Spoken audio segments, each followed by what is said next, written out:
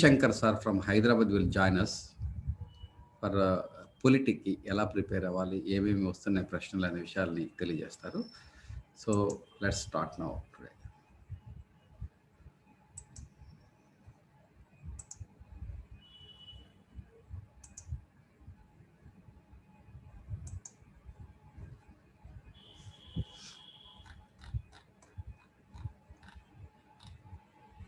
Yeah, this is our topic today. What could be our strategy? ఎందుకంటే అందరూ కూడా ఇప్పుడు ప్రజెంట్ పండగ మూడ్లో ఉన్న కూల్గా ఉన్నట్టే లెక్క. But since we're targeting group 2 2021 సంవత్సరంలో మరి ఈ ఎలక్షన్ కనుక ముందుంటే ఇంకా ముందే క్యాలెండర్ అయినా కనీసం విడుదల చేసే అవకాశం ఉంది. లేని పక్షంలో కూడా మనకి మార్చి నాటికి ఒక క్లారిటీ వస్తుంది. సో ఈరోజు మన స్మార్ట్ స్ట్రాటజీ గురించి తెలుసుకుందాం. So achievement of group 2 in 2021 now or never. ఎందుకంటే మనం డిస్కస్ చేసుకున్నాం why today this attempt is very very important. So ఎక్కువ పోస్టులు ఉండడం, అలాగే పోటీ కూడా ఎక్కువగా ఉండడం, ఈ మళ్ళీ ఎప్పుడు వస్తుందో తెలియని ఒక అనిశ్చిత పరిస్థితుల్లో మనం ఈసారి సాధించాలి అనేటువంటి పట్టుదల సీనియర్స్ టు ఫ్రెషర్స్ వరకు ఉంది. సో సీనియర్స్ కూడా ఇప్పటికే సచివాలయం లేదా పంచాయతీ సెక్రటరీ వంటి ఉద్యోగాలు చేస్తూ మరి ముందుకు సాగుతున్నారు.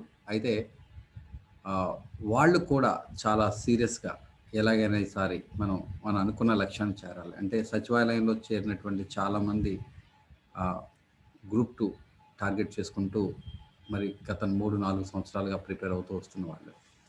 సో గ్రూప్ 2 సాధించడానికి మరి చావరేవో తెలుసుకోవాల్సిన సమయం, అందులో సందేహం లేదు. మరి ఇక గ్రూప్ 2 పోస్ట్ను 2-3 నెలల్లో సాధించడం అంటే మరి ముల్లోకాలు సాధించడమే. ఆ మాటకు వస్తే ఏ పోటీ పరీక్ష అయినా అలాంటిదే.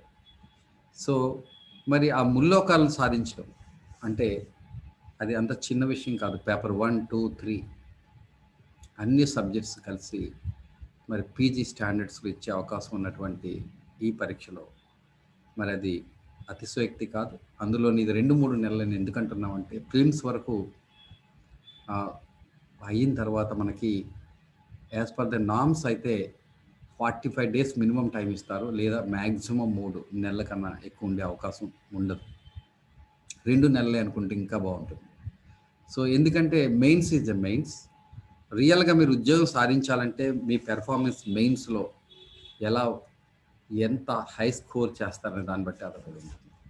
అందుకని మెయిన్స్ని మనం దృష్టిలో పెట్టుకోవాలి. కానీ మనం ప్రిలిమ్స్ మెయిన్స్ని కలుపుకున్నప్పుడు మనకి 4-5 నెలలు వస్తుందా అనే దానికి మనం ఒక క్వశ్చన్ మార్క్ పెట్టుకోవచ్చు. అందుకని ఏం చేయాలి, ఎలా చేయాలి అనే విషయానికి వచ్చినప్పుడు మరొక మంచి ఎగ్జాంపుల్ మన పురాణాల్లో మనకి ఒక అద్భుతమైనటువంటి ఒక ఉదాహరణ ఈరోజు ఆవిష్కరిస్తాను. సో గ్రూప్ 2ని సాధించడం ముల్లోకాలను గెలవడమే, అందులో సందేహం లేదు. This is a very highly competitive examination. ఈ ఇమేజ్ చూడగానే మీ అందరికీ ఒక క్లారిటీ వస్తుంది. Yes, what could be a best example than this for a smart strategy? మీరు ఎవరైనా ఇంకా మంచి ఎగ్జాంపుల్ చెప్తే చివరిలో అవకాశం ఇస్తాను, చెప్పండి.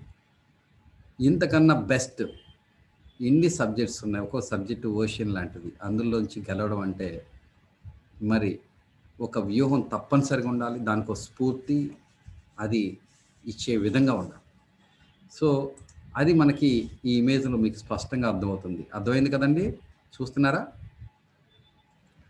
సార్, ముల్లోకాలను జయించడం అంటే ఎంత సునాయాసంగా జయించవచ్చు. బాహుబలైన కుమారస్వామి, బుద్ధిబలైన వినాయకుడు అన్నది మనకు అందరికీ తెలిసిందే.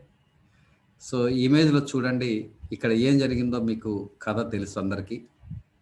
మీకు తెలుసనే ఉద్దేశంతోనే ఈ ఎగ్జాంపుల్ తీసుకోవడం జరిగింది. తెలియని ఎగ్జాంపుల్ కన్నా తెలిసిన ఎగ్జాంపుల్లో మీరు చక్కగా ఇప్పుడు ఇటువంటి అప్రోచ్ని, ఇటువంటి యాటిట్యూడ్ని, ఇటువంటి మార్గాల్ని ఇప్పటి నుంచే ఎంచుకొని మరి తప్పనిసరిగా విజయం సాధించాలని ఆశిస్తూ ఈ అద్భుతమైనటువంటి ఉదాహరణ మీకు తెలియజేస్తున్నాను. ఇది ఎప్పటికీ ఎవర్ గ్రీన్ ఈవెన్ టుడే. ఎవరైనా విభేదిస్తారా? విజయం సాధించాలంటే వ్యూహానికి ఇంతకన్నా మంచివి ఉంటాయా? సో లెట్స్ సీ దస్ ఏం జరిగింది ఆ స్టోరీలో. మరి ఆ గ్రూప్ 2కి ఆ శివపార్వతులు ఎవరు ఈరోజు కనుక్కోవడమే మన యొక్క ప్రధాన ఉద్దేశం. అంటే దాంతో పాటుగా ఈ స్మార్ట్ స్ట్రాటజీని కనుక్కున్న తర్వాత అప్రోచ్ ఎలా ఉండాలి, ఆ ప్రక్రియ ఎలా ఉండాలి అనే దాని మీద మనం దృష్టి పెడదాం. సో ఇక్కడ చూడండి, మనకి వినాయకుడు చేసిన పని ఏంటంటే ఈజ్ ఆయనకి ఉన్నటువంటి లిమిటేషన్స్ మనకందరికీ తెలిసిందే. ఆయన పొట్టిగా మరుగుజ్జు, ఆయన వాహనం ఎలక, ఆయన బుద్ధిశాలి కానీ బాహుబలి కాదు. మరొక వైపు కుమారస్వామి బాహుబలి లాంటి వాడు, వాహనం ఫ్లైటే, ఎక్కడికైనా ఎంత తక్కువ సమయంలో చేరగలడు. ఇది that was the competition between the two seems to be two అన్ఈక్వల్స్. Is it right? కానీ కాంపిటీషన్ ముల్లోకాలను తిరిగి రావాలి. ఎవరు ముందొస్తారు వాళ్ళే. అంటే పోటీ పరీక్ష అనే దానికి మనకి ఎంతకన్నా బెస్ట్ ఎగ్జాంపుల్ ఉందా? అంటే ఒకే తల్లి తండ్రికి సంబంధించిన ఇద్దరు పుత్రులకు కూడా ఎవరికి ఇవ్వాలన్నప్పుడు ఒక పోటీ పరీక్ష అవసరమైంది. ఇది పోటీ పరీక్షనా కాదా? ఇంతకన్నా అద్భుతమైన పోటీ పరీక్ష మనం ఇప్పటి వరకు వచ్చి చూడలేదు. సో అప్పుడు మనకి అంటే మనం ఇవన్నీ రైట్ రాంగ్ గురించి ఇక్కడ డిస్కస్ చేయట్లే, రిలీజన్ గురించి, దేవుడి గురించి. మనము దీన్ని ఎలా అన్వయించుకొని మనం ముందుకు సాగొచ్చు, మనం అనుకున్న లక్ష్యాన్ని సాధించడానికి. అదే మనకి లక్ష్యం. సో ఇందులో మరి మనకి కనబడుతున్న క్లారిటీ ఏంటంటే మనం ఇఫ్స్ అండ్ బట్స్ అన్ని కూడా సేమ్ తీసుకోవాలి. శివపార్వతులు అంటే సర్వాంతర్యామి, ముల్లోకాలే కాదు ఎక్కడున్నా వాళ్ళే ఉంటారు, వాళ్ళే శాసిస్తారని, వాళ్ళే నడుపుతారు ఈ ప్రపంచాన్ని, విశ్వాన్ని. మరి అంత విశ్వశక్తి రూపేశుడైన శివుడు పార్వతులు మరి పిల్లలకి ఎవరికి ఇవ్వాలన్నప్పుడు ఇష్టాలను పక్కన పెట్టి ఒక మంచి పోటీ పెట్టడం జరిగింది. సో ఈ ముల్లోకాలకు అధిపతి ఎవరు అంటే అది వినాయకుడు అయ్యారు. చిత్రంగా మనం అందరూ ఏమనుకుంటామంటే ఇలాంటి పోటీలు అంటే సుదూరాలు దాటుకుని రావాల్సిన పోటీలో ఇద్దరు అసమానత్వం కలిగినటువంటి వ్యక్తుల మధ్యన పోటీ జరిగితే కూడా సాధించవచ్చు, ఎంతటి కష్టమైన లక్ష్యాన్ని సాధించవచ్చు అనటానికి ఈ ఉదాహరణ మనకు తెలుసు. ఎందుకంటే అది సమయస్ఫూర్తి బుద్ధిశాలి అయినటువంటి వినాయకుడికి తట్టింది. తల్లిదండ్రులు కోరుకున్నప్పటికీ వాళ్ళు ఏమాత్రం మార్గం చెప్పలేదు, తనకు తానే గుర్తించారు మార్గాన్ని. ఇదొక అంశాన్ని మనం గుర్తించాలి. వారు దీవించారే తప్ప మార్గం చెప్పారా? నువ్వు ఇలా చేయనైనా నువ్వు విన్నర్ అవుతావని. So this is nothing but a self discovery. అంటే బుద్ధినే ఉపయోగించాలి. ఇది పోటీ పరీక్ష ఏదైనా కానీ, గ్రూప్ 2 అయినా మరొకటైనా, అది మన బుద్ధికి ఉన్నటువంటి పరీక్ష కానీ మన శారీరక సామర్థ్యానికి కాదు. సో ఈ సెల్ఫ్ రియలైజేషన్, ఈ సమయస్ఫూర్తి ఈ పోటీల్లో ఖచ్చితంగా ఉండాలి. ఎంతటి ఒత్తిడున్నా, ఎంతటి భయాందోళన, భ్రమలున్నా అన్ని పోగొట్టుకొని ఈ బుద్ధి బ్యాలెన్స్డ్ యాటిట్యూడ్ ఉండాలన్నమాట. అది ఉన్నప్పుడు ఎలాంటి లిమిటేషన్ అయినా దాటుకొని సునాయాసంగా విజయం సాధించవచ్చు. మరి ఫైనల్గా ఇలా విన్నర్ కావచ్చు. సో ఇప్పుడు ఆ శివపార్వతులు ఎవరో మనం గుర్తించాలి. గ్రూప్ 2 పోస్ట్ విజయానికి శివపార్వతులు ఎవరో మీరు ఇప్పుడు చెప్పాలి. ఆలోచించండి, అంతే. చెప్పడం ప్రాబ్లం లేదు, నేను ఎలాగో చెప్తాను. అంటే మీకు కూడా ఈ self discovery, what could be the right strategy, what could be the right way, right approach to achieve this success, definite success ఖచ్చితంగా రావాలి. మరొక సక్సెస్కి అవకాశం లేదు, ఇంకొకసారి రాద్దామనే ఆలోచన కాదు. ఎవరైతే గ్రాడ్యుయేషన్ పూర్తి చేసుకొని 1 or 2 years నుంచి ఎదురు చూస్తున్నారో వాళ్ళు ఉన్నటువంటి సామాజిక స్థితి కానీ, ఏజ్ కానీ, ఇవన్నీ చాలా ఫ్యాక్టర్స్ ఉంటాయి. ఇప్పుడే రావాలి, ఎప్పుడో కాదు, ఇప్పుడే రావాలి అనేటువంటి ఖచ్చితమైనటువంటి విషయం అందరికీ ఉంటుంది. మనం చూస్తూనే ఉన్నాము. సో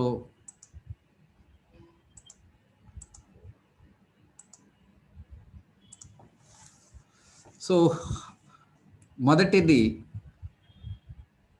నేను ఇంతకుముందే నిన్న కూడా చెప్పాను, సార్ కూడా మనకి Sushil sir, AP history Sushil sir కూడా చాలా బాగా చెప్పారు అప్రోచ్ గురించి. సిలబస్ని సంపూర్ణంగా విశ్లేషణ చేయాలి.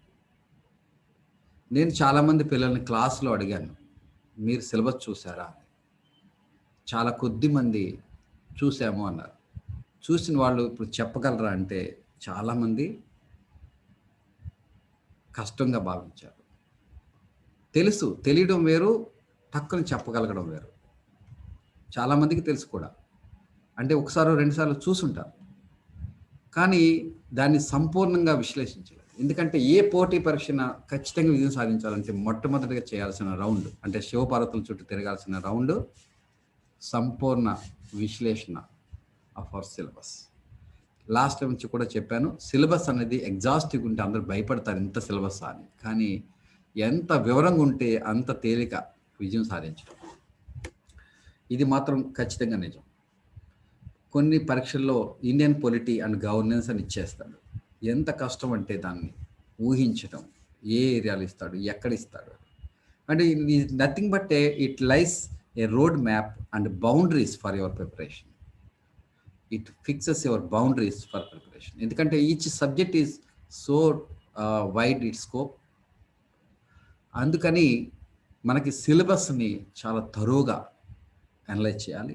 లక్కీగా గ్రూప్ 2 సిలబస్ చాలా డీటెయిల్గా వివరంగా యూనిట్ వైజ్ ఉంది. అది మీ అందరి అదృష్టంగా చెప్తున్నాను. ఎక్కువ ఉందని మీరు అనుకుంటున్నారు, నేను అదృష్టం అని నేను అనుకుంటున్నాను. సో సిలబస్ని ఎలా విశ్లేషణ, సిలబస్ని ఎలా గుర్తుపెట్టుకోవాలంటే నిద్రలో లేచినా కూడా అడిగితే లైన్ టు లైన్ చెప్పగలగాలి. చాలామంది సైన్స్ బ్యాక్గ్రౌండ్ నుంచి వచ్చిన వాళ్ళు ఆ సబ్జెక్ట్ యొక్క స్వభావం వల్ల అయితేనేమి, మన విద్యా విధానం లోపాల వల్ల అయితేనేమి బైహార్టింగ్కి అలవాటు పడ్డారు. పోటీ పరీక్షల్లో బైహార్టింగ్ పెద్దగా ప్రయోజనం ఉండదు. మరి నిన్న సుశీల్ గారు కూడా చెప్పారు, బిట్ వైజు చాలా కష్టపడతారు అందరికన్నా, ముఖ్యంగా డిఎస్సి అలాగే ఎస్ఏ కానిస్టేబుల్ చదివేవాళ్ళు. మినహాయింపు ఏంటంటే గ్రూప్ 2, గ్రూప్ 1 సివిల్ చదివేవాడు కొద్దిగా అనలిటికల్గా అవగాహన అనే దాన్ని ఆధారంగా చేసుకొని చదువుతారు. సో ఈ సిలబస్ని ఎందుకు సిలబస్ ఇట్లా నిద్రలో లేచినా చెప్పే విధంగా మనం బైహార్ట్ చేయాలి. అసలు ఇంకేది బైహార్ట్ చేయకూడదు, ఓన్లీ సిలబస్సే. మిగిలిన అన్నీ కూడా అవగాహన ఆధారంగా చదువుకోవాలి. సార్ చెప్పారు నిన్న, సబ్జెక్ట్ని ముందు అవగాహన చేసుకోండి, బిట్లు కాదు అని. సో అందులో భాగమే నేను చెప్తున్నాను. ఎందుకు అంటే మీరు ఏదైనా మెటీరియల్ చూసినప్పుడు, చదువుతున్నప్పుడు, లేదా ఏదైనా క్లాస్లో సార్ చెప్తున్నప్పుడు, వింటున్నప్పుడు మీకు ముందు కాన్ఫిడెన్స్ కావాలి. మీరు ఆ బౌండరీలో ఈ సిలబస్ని ఈ మేరకు మనం పూర్తి చేయగలిగాం, ఈ సిలబస్లో, ఈ ఏరియాలో, ఈ టాపిక్లో, ఈ సబ్ టాపిక్లో నాకు ఇన్ని అంశాలు తెలుసు, ఈరోజు క్లాస్లో తెలుసుకున్నాను, ఈరోజు చదివాను మెటీరియల్లో. లేదా ఒక మెటీరియల్ ఒక సారు డైవర్ట్ అవుతున్నారు, మనకు కావాల్సింది కాకుండా ఏదో సోది చెప్తున్నాడు అనే విషయాలు తెలుసుకోవాలంటే మీ మైండ్ గ్రహించాలి. అది మెటీరియల్ కావచ్చు, క్లాస్ కావచ్చు. మీరు రైట్ వేలో ఒక ట్రాక్లో వెళ్ళాలి. ఎందుకంటే ఇట్ ఇస్ ఎ ఓషియన్. ముందు ఇవి పూర్తి చేసుకుంటే మీ ఆత్మవిశ్వాసం బలపడుతుంది అన్నమాట. అందువల్ల మీరు న్యూస్ పేపర్ చదవండి, మెటీరియల్ చదవండి, మీకు అవసరమైంది ఏది అనే దాన్ని మీరు గుర్తించగలగాలి, తక్కువ గుర్తించగలగాలి. మళ్ళీ పుస్తకం తీసి కూడా కాదు, అంటే మీరు ఆ టక్కున గుర్తించి వచ్చే విధంగా ఎన్నిసార్లు కావాలి అన్నిసార్లు రిఫర్ చేయాలి. మనం ఎక్కువగా డిక్షనరీని రిఫర్ చేస్తాం ఇంగ్లీష్ కోసం. అలాగే ఈ సిలబస్ పేపర్ని ఎప్పుడు కూడా పక్కనే ఉంచుకొని ఎప్పుడు రిఫర్ చేస్తూనే ఉండాలి till the end of our preparation, or మనకి నోటికి లైన్ టు లైన్ వచ్చేంత వరకైనా అంత క్లియర్గా సిలబస్ ఉండాలి. So anybody can tell the second step, రెండవ రౌండ్ శివపార్వతుల చుట్టూ, గ్రూప్ 2 అనే శివపార్వతుల చుట్టూ సెకండ్ రౌండ్ ఎవరైనా చెప్తారా?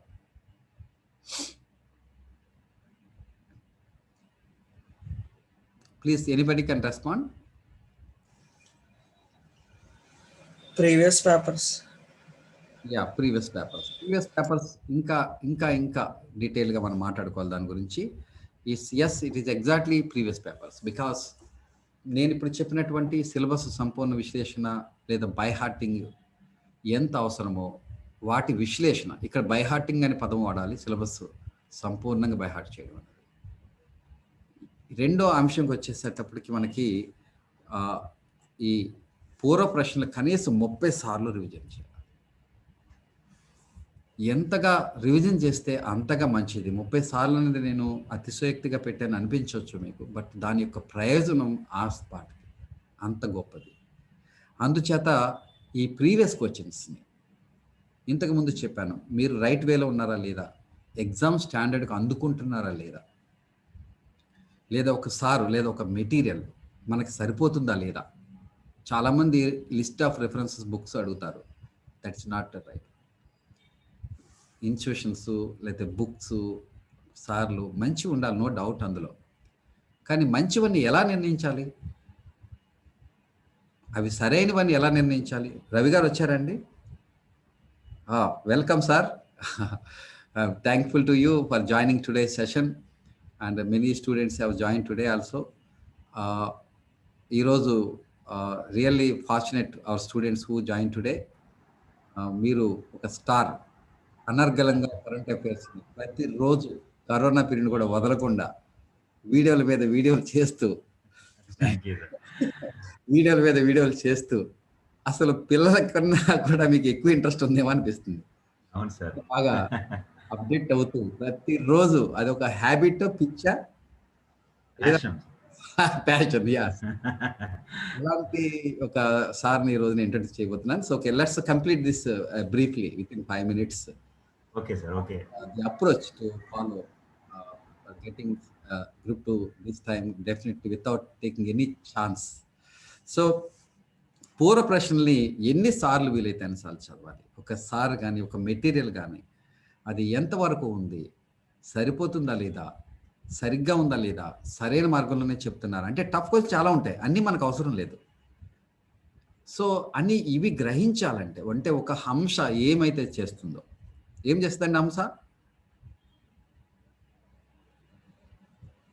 ఎవరైనా చెప్తారా? పాలను తాగి నీళ్ళు వదిలిపెట్టేస్తుంది. ఎస్, అది నిజంగా పురాణాల్లో ఉంది కానీ సైంటిఫిక్గా ప్రూవ్ అవ్వలేదు, but it is a very good example. So అయినప్పటికీ అలా చేయగలగాలి.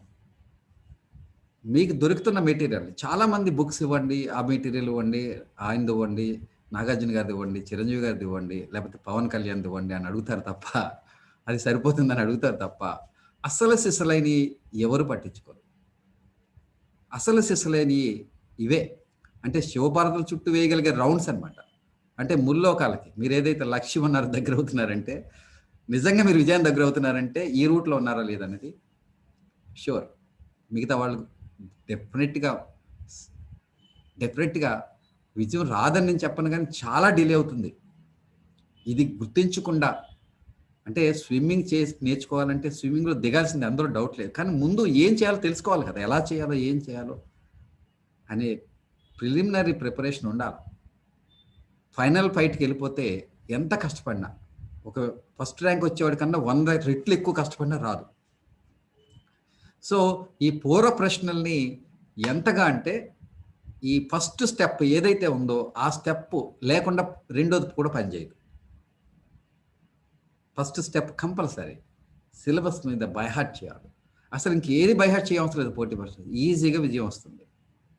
అది చేయని పక్షంలో, అంటే ఒక టీచర్కి అవసరం లేదు, ఒక ఫ్యాకల్టీకి అవసరం లేదు, ఒక ఎక్స్పర్ట్కి అవసరం లేదు, బట్ ఒక స్టూడెంట్కి ఈ ఆర్డర్లో వెళ్ళాలి. మొదటి రౌండ్ సిలబసే, రెండో రౌండ్ పూర్వ ప్రశ్నలే. సో నెక్స్ట్ మనకి మూడవది ఒక నమ్మదగిన అనుభవం కలిగిన మెంటార్ గైడ్ ఉండాలి. అది నేనే కావాల్సిన అవసరం లేదు, అనుభవం ఉండాలి. ఇక్కడ ఇదే పరీక్షలో లేదా ఇలాంటి పరీక్షల్లో కొంత ఎక్స్పర్టైజ్, అనుభవం అనేది over a period of time అదే పనిగా చేస్తున్న వాళ్ళకి వచ్చేది మాత్రమే. అది ఫ్యాకల్టీగా అవ్వచ్చు, ఎవరైనా కావచ్చు అన్నమాట. సో ఒక నమ్మదగిన అన్నది చాలా ఇంపార్టెంట్ వర్డ్. ముఖ్యంగా చాలామంది ఎక్కువ రిఫర్ చేసేది ఫ్యాకల్టీని, ఎక్స్పర్ట్స్ని కాదు. ఎందుకంటే చాలామంది దొరకరు అన్నమాట మనకు డౌట్ వచ్చినప్పుడు అడగడానికి. అయితే ఇక్కడ ఒక నమ్మదగిన ఎందుకన్నామంటే, మీరు సాధారణంగా మీ సీనియర్ స్టూడెంట్ ఫర్ ఎగ్జాంపుల్ ఆయన ఈసారి రాస్తారు, మీరు ఒకసారి రాస్తారు, కానీ ఆయన నమ్మదగిన వాడు కాదని నేను చెప్పను, కానీ ఎంతవరకు నమ్మదగిన వాడు అనేది చాలా ఇంపార్టెంట్. ఎందుకంటే నేను కూడా మీ దశలు దాటుకొని వచ్చాను ప్రిపేర్ అవుతున్నప్పుడు. స్టూడెంట్స్, కొలీగ్స్, ఫ్రెండ్స్, అందరూ ఫ్రెండ్స్. బట్ స్టిల్ ఒక నమ్మదగిన అనుభవం కలిగిన మెంటర్. యాక్చువల్గా మన కొలీగ్స్ని కానీ మన ఫ్రెండ్స్ని కానీ ఎవరైతే మనతో పాటు రాసిన వాళ్ళని అడిగితే నిజంగా చెప్పాలంటే మీరు మిస్డైరెక్ట్ అవుతారు తప్ప కరెక్ట్ డైరెక్షన్లో వెళ్ళలేరు. ఎందుకు అంటే మీలాగే ఆయన అదే టెన్షన్తో ఉంటాడు, అదే యాంగ్జైటీస్, అవే ఎల్యూషన్స్ ఉంటాయి. అట్లాంటప్పుడు మీకు రైట్ గైడెన్స్ ఇవ్వలేడు. అంటే మీకన్నా కొంత నాలెడ్జ్ ఉంది అని మీరు నమ్మొచ్చు, స్టిల్ ఈ కాంట్. ఎందుకంటే సాధారణంగా జరిగేది ఏంటంటే ఫ్రెండ్స్, నా భయాలని మేమే తోసేస్తాను, నాకున్నటువంటి డౌట్స్ అన్నీ. సో నేను చాలామంది చూశాను ఫ్రెండ్స్ని. ఒకటే ఫ్రెండ్స్ అంటే మీనింగ్ అందరం కలిసి రాసేవాళ్ళం అని, మిగతా ఫ్రెండ్స్ అని కాదు. అదే అటెంప్ట్లో అందరూ రాస్తున్న వాళ్ళని, మీకన్నా సీనియర్లు కావచ్చు కూడా. But still they can't give you A right guidance. So ఒక నమ్మదగిన అనుభవం కలిగిన మెంటర్ గైడ్, ఒక ప్రొఫెషనల్ అంటే మా రవి గారిలా కానీ మాలా కానీ ఎవరైనా అయితే కనుక మీకు నిష్పక్షపాతంగా రిలేబుల్ గైడెన్స్, ప్రాక్టికల్గా అంటే గురువు అంటే తల్లిదండ్రుల తర్వాత గురువే అట్లా నిష్పక్షపాతంగా ఇవ్వగలడు. సో లేదా ఎనీ గురు మీకు వచ్చిన తెలిసిన వారిలో ఎవరైనా కావచ్చు, మీకు దగ్గరలో ఉన్న వాళ్ళు ఎవరైనా కావచ్చు, అది ఉండాలి. సో ఈ విధంగా ఈ 3 రౌండ్స్ మీరు ఖచ్చితంగా వేస్తేనే విజయానికి దగ్గర అవుతారు. అప్పుడే ముల్లోకాలను జయించగలుగుతారు. సో ఎవరికైనా ఇంకా డౌట్ ఉందా, ఇంకా ఏదైనా ఇంకొకటి పెట్టవచ్చు సార్ 4వ రౌండ్ 5వ రౌండ్ అని అంటే, ఇంకా ఇది అప్రోచ్ కాదు, ఇది ప్రోసెస్ చెప్తున్నాను. అప్రోచ్లోకి ఇప్పుడు వెళ్తాం. అంటే ఏ ప్రాసెస్లో ముల్లోకాల లాంటి గ్రూప్ 2 సిలబస్ని దాటుకొని మనం ముందుకు వెళ్ళొచ్చు అనే దాని గురించి చెప్తున్నాను. So let's see now. యూజువల్గా మనకి ఈ గ్రూప్ 2ని సాధించాలంటే ఫస్ట్ అడ్వాన్స్ ప్రిపరేషన్ ఉండాలి. Any competitive examination advance preparation లేకుండా వెళ్ళడం అనేది, అంటే డైరెక్ట్గా నోటిఫికేషన్ వచ్చిన తర్వాత మొదలు పెట్టడం అలాంటివి చాలా చాలా, అంటే మనం ప్రతి ఒక్కళ్ళు ఎవరైతే ఎక్స్పెక్టేషన్ అంటే ఆశిస్తారు ఉద్యోగం సాధించి అప్లై చేసిన ప్రతి ఒక్కరు ఆశిస్తారు, కానీ అందరికీ రాదు. ఈ అడ్వాన్స్ ప్రిపరేషన్ ఎవరికైతే ఉందో ఆ ఫౌండేషనే, ఆ పునాదే మీకు నోటిఫికేషన్ వచ్చిన తర్వాత, నేను నిన్న చెప్పాను ఎగ్జామ్ ఎక్కడ జరుగుతుంది, ఎక్కడ జరుగుతుందండి ఎగ్జామ్? మనలో మనకే జరుగుతుంది. ఎస్, ఎగ్జామ్ హాల్ ఖచ్చితంగా జరగదు, ముందే జరిగిపోతుంది. సో మీ మైండ్ బ్యాలెన్స్ ఎలా ఉందన్నది మీ ఎగ్జామ్ ప్రిపరేషన్ యొక్క కాన్ఫిడెన్స్ లెవెల్స్ని ప్రతిరోజు, ప్రతి వారం, ప్రతి నెల టిల్ ది లాస్ట్ మినిట్ అది బిల్డప్ చేసుకుంటూనే వెళ్ళాలి. అది psychological game. Any competitive exam to win is a psychological game, psychological balance. That is a must for winning any exam in first attempt. First అటెంప్ట్లో ఏం చేయాలో ఒక ప్రెషరు, లేదంటే first అటెంప్ట్లో సాధించాలి, ఈసారే సాధించాలనుకునే వాళ్ళకి చెప్తున్నటువంటి ఇవి ప్రాక్టికల్ అప్రోచ్ అనమాట. సో ఈ విధంగా అడ్వాన్స్ ప్రిపరేషన్ ఉండాలి. అలాగే మనకి 100 second success in screening test, ఆ టెన్షన్ కూడా ఉండకూడదు మెయిన్స్ రాసే వాళ్ళకి. ఇది ఎందుకంటే ఆ దశలు దాటుకొచ్చి మాకు అర్థమవుతుంది అది ప్రిలిమ్స్. ఎందుకంటే ప్రిలిమ్స్కి మెయిన్స్కి 15 రోజులు, నెల రోజులు గ్యాప్ ఉందనుకోండి, అది అన్బేరబుల్ అన్నమాట. What is called that agony, that ఆందోళన ఎంత కష్టంగా ఉంటుందంటే, వస్తుందా రాదా, నా ఎడ్జ్లో ఉన్నానా ఏంటి. అందుకోసం నేను మనం లక్ష్యం మీద స్పష్టత, అంచనా మీకు నేర్పడానికి ట్రై చేశాను. అంచనాని మీరు వేసుకోవాలి, మీ ప్రిపరేషన్తో పాటు దాన్ని తీసుకెళ్ళాలి. So achieving 100% success in screening test it should be your prerequisite. అంటే ఇది కంపల్సరీ, ఇది డైరెక్ట్గా ఫైనల్ ఎగ్జామ్ జాబ్ని డిసైడ్ చేయదు, కానీ ఇది చాలా చాలా ఇంపార్టెంట్. ఆ 15-20 రోజులు చాలా చాలా కీలకమైనవి, అంతే కదండి రవి గారు? ప్రిలిమ్స్ ఎగ్జామ్ అయిపోయిన కాడి నుంచి మళ్ళీ ప్రిలిమ్స్ రిజల్ట్స్ ఇచ్చే వరకు, so it was so unbearable that ఇక్కడ చిన్న డౌట్ అంటే 10 మార్కులు మనకి ఎక్కువ వచ్చేస్తాయి, అందరూ అనుకున్న కట్ ఆఫ్ కన్నా నాకు 10 మార్కులు ఎక్కువ ఉన్నాయనే స్థితిలో మీరు చాలా ధైర్యంగా మెయిన్స్ ప్రిపరేషన్ని ముందుకు తీసుకెళ్ళాలి. So that is very important. And then second step, group 2 prelims mains common సిలబస్ను, అంటే యాక్చువల్గా అదృష్టం మీకు, ఇదివరకు అది కూడా ఉండేది కాదు, కామన్ సిలబస్సే ఉంది ఇప్పుడు. ఆ కామన్ సిలబస్ని మెయిన్స్కి సంబంధించిన AP history, economy and polity కానీ, అలాగే కరెంట్ అఫైర్స్ కానీ, అంటే కరెంట్ అఫైర్స్ అంటే ఈవెంట్స్ కాదు, ఇష్యూస్ అనమాట. ఆ ఇష్యూస్ని మీరు ప్రిలిమ్స్ ఎగ్జామ్ ఆ నోటిఫికేషన్ ముందే ఒక కాన్ఫిడెన్స్ రావాలి. అంటే ముఖ్యంగా ఫస్ట్ ఒక కొత్తదనం పోవాలి. ఫెమిలియారిటీ అంటారు దీన్ని తెలుగులో, ఇంగ్లీష్లో ఫెమిలియారిటీ అంటారు. అంటే పరిచయం వచ్చేయాలి. ప్రతి అంశంలోని నాకు ఎంతో కొంత తెలుసు అనే పరిచయం వచ్చేయాలి. When the notification releases you must been with such a way that ఈ సిలబస్లో గ్రూప్ 2 సిలబస్లో, ఎందుకంటే మార్పులు వస్తాయి సిలబస్లో మారుస్తారట అని మీ అందరు ఫ్యాకల్టీలు ఇన్స్టిట్యూషన్ చెప్తారా, ఏమి నమ్మకండి. మారితే మార్చనండి, ఏం మారుస్తాడు? ఎకానమీని మార్చలేడు. మార్చగలరా రవి గారు? ఎకానమీని మార్చేస్తాడా? హిస్టరీని మార్చేస్తాడా? కరెంట్ అఫైర్స్ని మార్చేస్తాడా? ఏం మార్చాడు, కొద్దిగా ఎక్కువ తక్కువలు ఉంటాయి అంతే. అంతే అండి. అంతేగాని మార్చేస్తాడంట అని అన్ని సంస్థలు మిమ్మల్ని ఆకర్షించడానికి ట్రై చేస్తారు. మా దగ్గర కొత్త మెటీరియల్ ఉంది, లేటెస్ట్ ఉంది, ఇప్పుడే రిలీజ్ అవుతుంది, రేపు రిలీజ్ అవుతుంది, నథింగ్. ఇవన్నీ కూడా ఏంటంటే మిమ్మల్ని భ్రమలో పడేయడానికి, మిమ్మల్ని ఆకర్షించడానికే. ఏ సబ్జెక్ట్ ఏమీ పెద్దగా మారదు. ఏమైనా మారితే టెర్మినాలజీ మారుతుంది, ఐటమ్స్ ఇష్యూస్ 1-2 టాపిక్స్ మారుతాయి అంతే. సో అందుకని మెయిన్స్కి గ్రూప్ 2 ప్రిలిమ్స్ మెయిన్స్కి కామన్ సిలబస్. ఇప్పుడు కామనే ఉంది కాబట్టి ఇంక కామన్ అనే అవసరం లేదు గ్రూప్ 2 వరకు. మిగతా ఎగ్జామ్స్లో వేరుగా ఉండొచ్చు. సో ఏపీని, ఇండియన్ ఎకానమీని, ఏపీ ఎకానమీని, కరెంట్ ఇష్యూస్ మీద ఇంకా నాకు బాగానే తెలుసు. అంటే కొత్త ఇష్యూస్ అనవసరం. ప్లీజ్ అన్మ్యూట్ చేయండి అమ్మా, మ్యూట్ చేయండి అమ్మా మీరు.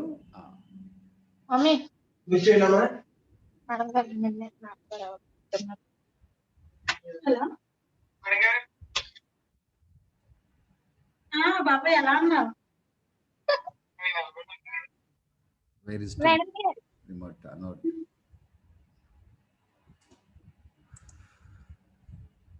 Okay, mute all. యా, ఇప్పుడు రవి గారు కూడా మాట్లాడలేరు, బట్ మాట్లాడేస్తాను, డోంట్ వరీ.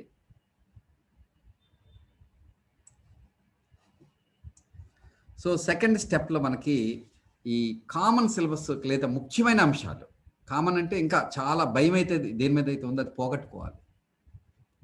సో ఆ విధంగా మనకి ఈ సెకండ్ స్టెప్లో history, economy, AP history and Indian economy, AP economy and current issues మీద ఒక పరిచయం అనేది ఖచ్చితంగా ఉండాలి. ఇది నాకు కొత్త కాదు, నాకు ఆల్రెడీ తెలుసు అనేటువంటి అంత ధైర్యం కావాలి. ఆ విధంగా ప్రిపరేషన్ని ముందు నోటిఫికేషన్ ముందే పూర్తి చేయాలి. సో ఇక ఫ్రెషర్స్ అడ్వాన్స్ కోచింగ్ నోటిఫికేషన్ ముందే తీసుకోవాలి. అంటే నోటిఫికేషన్ వచ్చిన తర్వాత చాలామంది వచ్చేస్తుంటారు. సో ఇంతకుముందు చెప్పాను, ఎగ్జామ్ ఆల్రెడీ స్టార్ట్ అయింది, ఇంకా నోటిఫికేషన్ ఏం రావాల్సిన లేదు. మీ అందరిలో ఎగ్జామ్ స్టార్ట్ అయింది, ఖచ్చితంగా నాకు కాన్ఫిడెన్స్ ఉంది. మీరు ఏమనుకుంటున్నారో నాకు తెలియదు, కానీ నాకు తెలిసి మీరు ఆల్రెడీ ఎగ్జామ్లో ఉన్నారు, ఎగ్జామ్ రాస్తున్నారు. మీకు కనబడిపోయినా నాకు అర్థమవుతుంది. మీరు ఎప్పుడైతే ఈ జాయిన్ అయ్యారు, నేను ఫ్రీగా ఇస్తాను, ఎవరు జాయిన్ కారు. నాకు నమ్మకం ఉంది. తిరిగి నేను డబ్బులు మీకు ఇస్తానో జాయిన్ కారు. మీరు ఎగ్జామ్ మీ మీద ప్లే అవుతుంది కాబట్టి మీరు వచ్చారు అంతే, very simple. So today already ముక్కల పండుగ అయినా వచ్చారు కదా. సో ఇట్లాంటి ఇది రిలీఫ్ ఉన్న ఎంజాయ్ చేయాలన్నటువంటి డే అనమాట. సో ఇటువంటి ఫ్రెషర్స్కి నోటిఫికేషన్ ముందే అడ్వాన్స్ కోచింగ్, అంటే ఇంకా అప్పుడు కోచింగ్ తీసుకుంటే ఏమో తీసుకోకూడదని నేను అన్ను, తీసుకుంటే చాలా నష్టపోతామంటాను. అందుకని మీరు నోటిఫికేషన్ వచ్చే నాటికే మీరు ఇంకా ఎప్పుడు వస్తుంది, ఎలక్షన్స్ ఉన్నాయంట, వచ్చేసినాయి అంట, నోటిఫికేషన్ ఎన్ని అవసరం లేదు. When we fix our goal you have to go ahead, అందులో డౌటే లేదు. ఎంత పునాది వేసుకుంటే అంత మంచిది. అంటే of course some people who are doing some job like private job or part time job or regular job, వాళ్ళకి కొంత ఇబ్బంది ఉంటుంది తప్ప వాళ్ళు ఎక్స్ట్రా టైం వర్క్ చేయాలి అంతే, ఛాయిస్ ఏం లేదు. సో ఎవరైనా ఒకటే పోటీలో చూసాం కదా, వినాయకుడా కుమారస్వామ, బాహుబల బుద్ధిబల, ఎవరైనా ఒకటే పోటీలో, ఫ్రెషరు సీనియరు, ఈ నథింగ్ హ్యాపెన్స్. సో ఈ విధంగా ఫ్రెషర్స్ అడ్వాన్స్ కోచింగ్ నోటిఫికేషన్ ముందే తీసుకోవాలి. మరి థర్డ్ స్టెప్ స్టాండర్డ్ మెటీరియల్స్ని, టెస్ట్ సిరీస్ని ఎంచుకోవడం కూడా చాలా ఇంపార్టెంట్. మీ గురువుని ఎంచుకోవడం ఎంత ఇంపార్టెంట్ అంటే అంత ఇంపార్టెంట్ అనమాట. ఎందుకంటే మనం అద్భుతమైనటువంటి బెస్ట్ ఎగ్జాంపుల్స్ పోటీలో గెలిచిన వారు చూసాం. నిన్న ద్రోణాచార్యుడు ఉన్నారు. ద్రోణాచార్యుడిని ఎందుకు ఎంచుకున్నాడు అర్జునుడు అంటే, ఎంచుకోవాల్సిన బాధ్యత మీకుంది, గురువుని ఎంచుకోవాల్సిన బాధ్యత. అది చాలా కీలకం అనమాట. అంటే మీరు సరైన రైట్ వేలో ఉండాలంటే, ఎందుకంటే స్మార్ట్ వేలోనే వెళ్ళిన వారికి విజయం తప్ప A to Z చదివేసిన వాళ్ళకి కాదు. అది ఇవ్వగలిగేటువంటి అంటే గైడెన్స్ అంటే మీన్ ఒక ఇన్స్టిట్యూషన్ కూడా ఒక గురువే. ఎంటైర్ ఇన్స్టిట్యూషన్ తీసుకుంటే వాళ్ళు రైట్ వేలో మీకు ఆ ప్రోసెస్ ఏదైతే ఉందో, విజయాన్ని సాధించడానికి ఏదైతే ప్రక్రియ ఉందో, లెర్నింగ్ ఈజ్ ఎ ప్రోసెస్. చదువు అనేది కొనేది కాదు. ఏంటది? నేర్చుకునేది. డౌట్ ఉంది ఎవరికైనా? నేనైతే చెప్తున్నాను, మీరు 25,000 కట్టండి, 50,000 కట్టండి ఫీజు, మీకు గ్రూప్ 2 వస్తుందని ఎవ్వరు గ్యారంటీ ఇవ్వలేరు. వెన్ యూ లెర్న్ ఇట్, మీరు నేర్చుకుంటేనే, కొనేది కాదు అది. చాలామంది స్టూడెంట్స్, పేరెంట్స్, ముఖ్యంగా అకాడమిక్ వచ్చే పేరెంట్స్ చూస్తున్నాను నేను ఇంటర్ డిగ్రీ. మా అమ్మాయి అబ్బాయి మీరు ఏం చేస్తారో తెలియదు, 5 సంవత్సరాల తర్వాత ఐఏఎస్ వచ్చేయాలి. నేను ఇలాంటి పేరెంట్ ఒక మాట అడిగినప్పుడు నేను ఏమన్నానంటే, సాధారణంగా ఇలాగే ఎవరు ఉండరు ఇన్స్టిట్యూషన్స్, నేను అలాగే ఉంటాను. ఏమన్నానంటే అప్పుడు, మా అమ్మాయి కూడా సివిల్ సర్వీస్ రాస్తానంటుంది, ఐఏఎస్ చదువుతానంటుంది. నువ్వు నాకు 1,00,000 కడతానంటున్నావు, నేను సంవత్సరానికి 2,00,000 కడతాను, మీ ఇంటికి పంపిస్తాను మా పిల్లల్ని. డిగ్రీ అయిపోయిన తర్వాత మా అమ్మాయి ఐఏఎస్తో పంపించమ్మా అని చెప్పాను. నువ్వు ఇష్టం ఉన్నా లేకపోతే ఇదే నిజమమ్మా అని చెప్పు. సో దట్స్, చదువు అనేది కొనేది కాదు, ప్యాకేజ్ కాదు, నేర్చుకునేది. అంటే డబ్బులు ఖర్చు పెడితే ఇంకా బాగా నేర్చుకోవాలి, ఖచ్చితంగా డబ్బులు పోతాయని. అఫ్కోర్స్ అది ఉంటుంది, కానీ బట్ స్టిల్ దట్ ఈస్ ఎప్పుడు కూడా నేర్చుకునేది. నేర్చుకోవడం అనేది ఒక ప్రక్రియ. ఆ ప్రక్రియలో ప్రతి ఒక్కరు వెళ్ళాలి. వెళ్ళినప్పుడే ఆ లెర్నింగ్ అనేది జరుగుతుంది. ఇప్పుడు మీరు ఫ్రెషర్ అయినా పర్వాలేదు, ఏం ప్రాబ్లం లేదు. ఈ ప్రక్రియలో మీరు చేయండి, సీనియర్ కన్నా అడ్వాన్స్గా ఉంటారు. So that is very important. ఈ స్టాండర్డ్ మెటీరియల్స్ని, టెస్ట్ సిరీస్ని ఎంచుకోవడం. అంటే మెటీరియల్స్ అంటే ఈరోజు మీరు మార్కెట్లో ఎదిగితే సారీ అండి రాలేదు, వస్తాయి అని చెప్తారు తప్ప ఉండవు మీకు. ఒకవేళ ఉండిన పిఎస్ స్టూడెంట్స్ దగ్గర ఎవరి దగ్గర దొరికినా అందులో ఈ పోటీ పరీక్షలు చాలా అప్డేషన్ ఉంటుంది. ముఖ్యంగా all social science are dynamic subjects. అవన్నీ ఇప్పుడు మారుతూ ఉంటాయి అన్నమాట. ముఖ్యంగా ఇన్ఫర్మేషన్ కానీ, ఫోకస్ కానీ, ఇంపార్టెన్స్ కానీ మారుతూ ఉంటుంది. ఒకే టాపిక్, ఒకే సబ్ టాపిక్ సంబంధించి కూడా అందులోని అంశాలు, సబ్ టాపిక్స్ మారుతూ ఉంటాయి అన్నమాట. దాని యొక్క ప్రాధాన్యత మారుతూ ఉంటుంది. సో అటువంటి ఫోకస్తో ఉన్న మెటీరియల్స్ కావాలి. అవి అందుకని మెటీరియల్స్ని బేసిక్గా ఏదో ఒకటి తీసుకోవడం మంచిదే, నేను కాదన్ను. ఇంతకుముందు మెటీరియల్ అయినా చదవడం మంచిది కొత్త వాళ్ళు అయినప్పుడు. బట్ మీరు ఆ మెటీరియల్స్ని కూడా అప్డేట్ చేసుకున్నాం అనమాట. ఒక మెటీరియల్ మీరు స్టాండర్డ్గా తీసుకొని చదివినప్పుడు, నేను చెప్పాను మీకు, సుశీల్ గారు, ఏదో ఒక మెటీరియల్ తీసుకోండి, నిజం అది. ఆ మెటీరియల్లో ఏదైతే ఉందో అది మీకు మ్యాక్సిమం బేసిక్ అన్ని అంశాలు మీకు వచ్చేయాలి. మారే వాటిని మీరు నోట్స్గా అప్డేట్ చేసుకోవాలి, నోట్స్ రూపంలో అప్డేట్ చేసుకోవాలన్నమాట. సో లైక్ దట్ నోట్స్ని మీరు ఒక మెటీరియల్ ఇప్పుడు తీసుకున్నా పర్వాలేదు, ఓల్డ్దైనా పర్వాలేదు, తీసుకొని ప్రిపరేషన్ ప్రారంభించి దాంట్లో కొత్తగా వస్తున్నవి ఏమిటో యాడ్ చేసుకోవాలి మీ నోట్స్లో. సో ఈ విధంగా మీరు గతంలో చదువుకున్న మెటీరియల్స్ని, టెస్ట్ సిరీస్ని స్టాండర్డ్గా అప్డేటెడ్గా ఉన్నాయో లేదో చెక్ చేసుకోవాలి తప్పనిసరిగా. అలాగే గత గ్రూప్ 2 ప్రశ్నలు చాలా వరకు కవర్ అయి ఉంటే అదే మెటీరియల్స్ మళ్ళీ చదవండి. So that is very important. ఎందుకని మన ప్రీవియస్ క్వశ్చన్ చదువుతున్నాం, ఎందుకు చదువుతున్నాం, మళ్ళీ అలాంటివి వస్తాయి. ఎగ్జాక్ట్గా వస్తాయని కాదు, అదే విధంగా వస్తాయి, అదే పద్ధతుల్లో వస్తాయి, అదే ప్రాధాన్యత, అప్పుడున్న సందర్భంలో ప్రాధాన్యత బట్టి ప్రశ్నలు వస్తాయి. ఆ ఇష్యూకి, ఆ ఐటమ్కి, ఆ టాపిక్కి సంబంధించి వస్తాయి. లేదంటే ఏ సబ్జెక్ట్కి సరిపోలేదు అనుకుంటే ఆ సబ్జెక్ట్కి సరైన అప్డేటెడ్ మెటీరియల్స్ తీసుకోవాలి. సో అంటే అందులో మీరు ఇప్పుడు తీసుకుని మొదలెట్టిన మెటీరియల్లో ఏదైతే సరిపోలేదనుకుంటే, సరిపోలేదని ఎప్పుడు తెలుస్తుందండి? మీరు సిలబస్ని బై హార్ట్ చేసినప్పుడు, ప్రీవియస్ క్వశ్చన్ మీద పూర్తి పట్టు వచ్చినప్పుడు. మీరే హంస. అంటే గైడెన్స్ అనేది ఒక గురువే కాదు, గురువు మనకు 24 hours దొరకరు, కానీ మీ అప్రోచ్, యాటిట్యూడ్ ఏదైతే ఉందో మీ 24 hours మీ చేతిలో ఉంటుంది. So that is very important.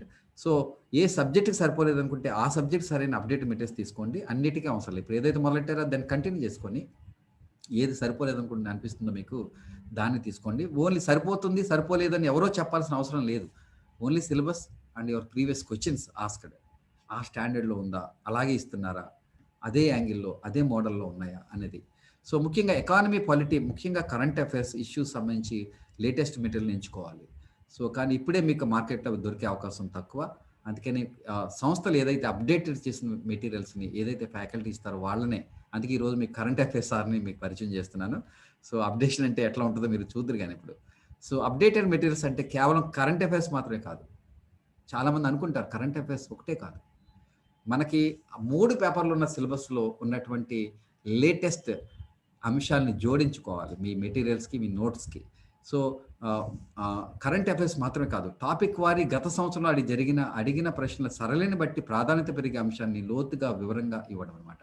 అలా ఇచ్చారా మీ మెటీరియల్, అలా సంస్థలో జరుగుతుందా కోచింగ్ అనేది చూసుకోండి. ఎందుకంటే అందరి దగ్గర స్టాక్ మెటీరియలే ఉంటుంది. సో ఎవరైతే అప్డేట్ చేసి ఫ్యాకల్టీ వస్తారో, ఎవరైతే అప్డేట్ చేసి సంస్థలు మెటీరియల్ ఇస్తాయి, ప్రింటెడ్ మెటీరియల్ దొరుకుతుంది ఎక్కువ మనకు మార్కెట్లో.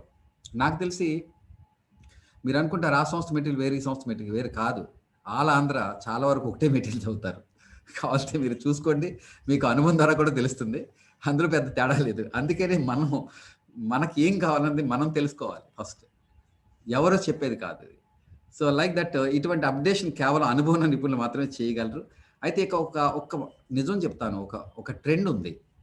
మన కోచింగ్ ఫ్యాకల్టీ చాలా బాగా చెప్తారు, కానీ వాళ్ళు ఎప్పుడు కూడా ఆబ్జెక్టివ్ క్వశ్చన్స్ తయారు చేయరు.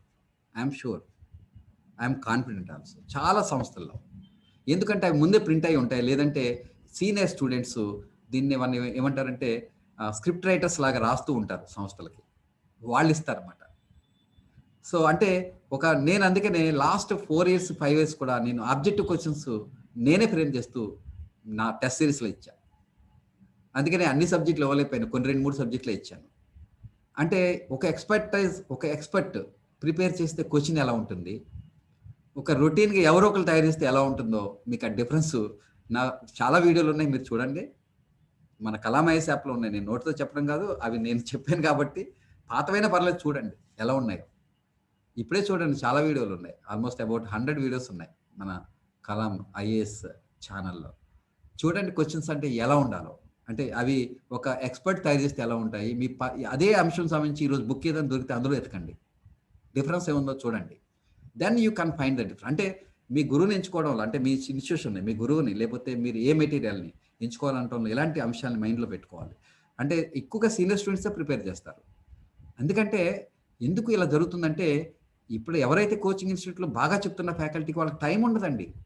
మీరు ఆఖరి నిమిషంలో వెళ్తారు, వాళ్ళు అదే 3 సంవత్సరాలకు 4 సంవత్సరాలకు వచ్చే టైం, అందరూ ఒకసారి అన్ని కోచింగ్ ఇన్స్టిట్యూట్లు మీరు రావాలని ఆ టైం, అంటే తింటాకు కూడా టైం ఉండదు.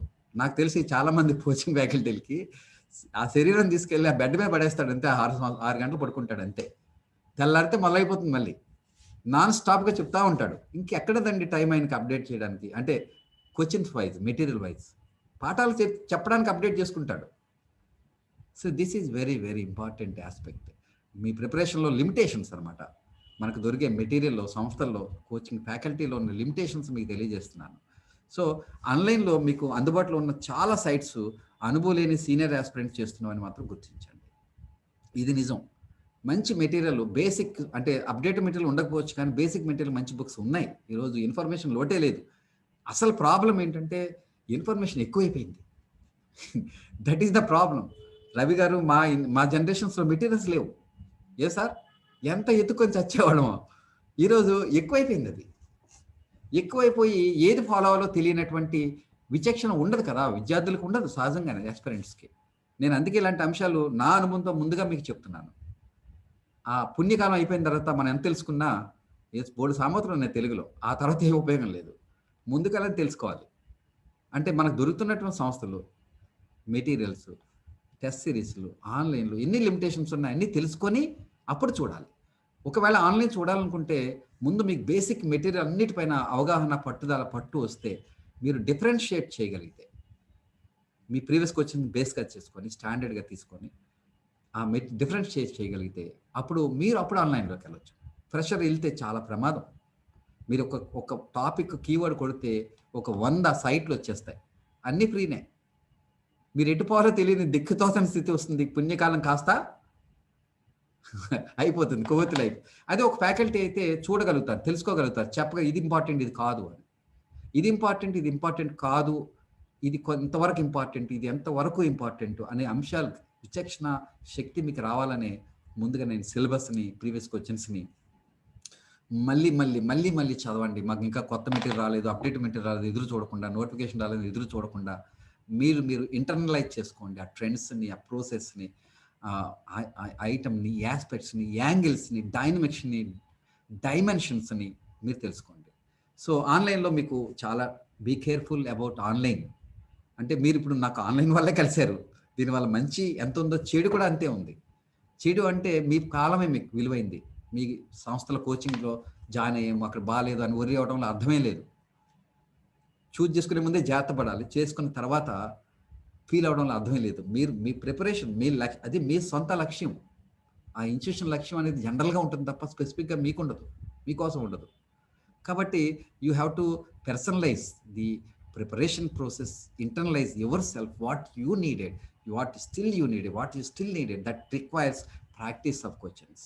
నేను ఇంతకుముందు చెప్పుకున్నాము, నిన్న మనం ఆ గురి మీద క్లారిటీ తెచ్చుకున్నప్పుడు ఎంత పర్సంటేజ్ అని రావాలంటే ప్రతి టెస్ట్లోని, ప్రతి టాపిక్లో, ప్రతి సబ్ టాపిక్లో you need to achieve minimum of 70% plus of questions you have to do right way. So ఆన్లైన్లో మీకు ఇది కేర్ఫుల్ తీసుకోండి. ఇప్పుడు స్టాండర్డ్ అప్డేటెడ్ మెటీరియల్స్ తీసుకున్న తర్వాత టాపిక్ వారి ప్రిపరేషన్ ప్రారంభించాలి. ఈ దేర్ ఆర్ 4th స్టెప్లో మనకి ఐఎమ్ గివింగ్ 5 స్టేజ్ రీడింగ్. అంటే నేను జనరలైజ్ చేసి చెప్తున్నాను. మీలో కొందరికి ఒక సబ్జెక్టులు ఎక్కువ ఉండొచ్చు, కొందరికి అస్సలు తెలియకపోవచ్చు. దాన్ని బట్టి ఏ సబ్జెక్టు, ఏ టాపిక్ లేకపోతే అనేది ఎన్నిసార్లు చదవాలని మీరు నిర్ణయించుకోండి. నేను జనరలైజ్ చేసి చెప్తున్నాను, అంటే ఒక ఫ్రెషర్కి లేకపోతే ఒక ఈ సబ్జెక్ట్ తెలియని వారికి అన్నట్టుగా చెప్తున్నాను. సో ఇంకా అలాగే నేను I'm giving a formula 5 readings, minimum of 5 readings before the examination. ఆ 5 రీడింగ్స్ అనేది ఫైనల్ కాదు. ఇప్పుడు ఎలా ఫైనల్ అవుతుందంటే మీకు ఎంత టైం ఉంది మీ ప్రిలిమినరీ లేదా మెయిన్స్కి, దీనికి మధ్యలో ఎంత టైం ఉంది, ఎంత గ్యాప్ ఉందనే దాన్ని బట్టి. కానీ మినిమం 3 రీడింగ్స్ ఉండాలి, మినిమం 3. చాలామంది సీనియర్స్కి ఎందుకు ఉండిపోతారు తెలుసండి, మాకు వచ్చు అనుకుంటారు. బట్ అటువంటి కాంప్లిసెన్స్ ఎప్పుడు రావద్దండి. వచ్చిందా, స్టార్ట్ అయిందని మీకు మళ్ళీ సీనియర్గా అందరూ సింపతి చూపించేస్తారండి. సీనియర్గా ఉండొద్దు అసలు ఎవరు. దయచేసి ఎంత సింపతి అంటే భరించలేని సింపతి వచ్చేస్తుంది మీకు. పాపం చాలా కష్టపడతాడండి కానీ రాలేదు. సో ప్లీజ్, మీరు ఫేస్ చేస్తే ఎంత దారుణంగా ఉంటుందంటే అంత దారుణంగా ఉంటుంది. ఫ్రెషర్స్గా చెప్తున్నాను, ఇప్పుడు ఫ్రెషర్స్ మీరు ఎక్కువ మంది ఉన్నారు కాబట్టి చెప్తున్నాను. డెఫినెట్గా సీనియర్ స్టూడెంట్ కావాలని మాత్రం కోరుకోకండి. ఒక సీనియర్ టీచర్గా ఉండండి, ఒక సీనియర్ సంవాట్ మీ జాబ్లో సీనియర్ అవ్వండి తప్ప ఒక ప్రిపరేషన్లో మాత్రం సీనియర్ కావద్దు దయచేసి. పాఠం చెప్పడం ఒకటే మార్గం మిగులుతుంది. సో ఎక్కువ తెలిసిపోతుంది సీనియర్కి. సో కాంప్లిసెన్సీ వద్దు. నేను చెప్పదలుచుకున్నది ఏంటంటే అన్నీ వచ్చేసరికి కాంప్లిసెన్సీ వచ్చిన చాలామంది స్టూడెంట్స్ చూశాను, సీనియర్స్ ముఖ్యంగా. ఈ టాపిక్ నేను ఆల్రెడీ విన్నాను, నాకు తెలుసు అని క్లాస్ నుంచి వెళ్ళిపోతాడు. మీకు ఒకటే చెప్తున్నా, మీరు ఎప్పుడు సీనియర్ అని మీరు కన్ఫర్మ్గా నాకు వచ్చి అనుకుంటారంటే జాబ్ వచ్చిన రోజు అంతే. Before that you never get such kind of total confidence, never get it. అస్సలు కాన్ఫిడెన్స్ రావడం ఎంత ప్రమాదం, పూర్తి కాన్ఫిడెన్స్ ఉండవు అంతే ప్రమాదం. So like this you have to go for there are minimum 3 to 5 readings before the exam, depending on the time available between the notification and the actual final examination. So దాన్ని బట్టి మీరు decide చేసుకోండి.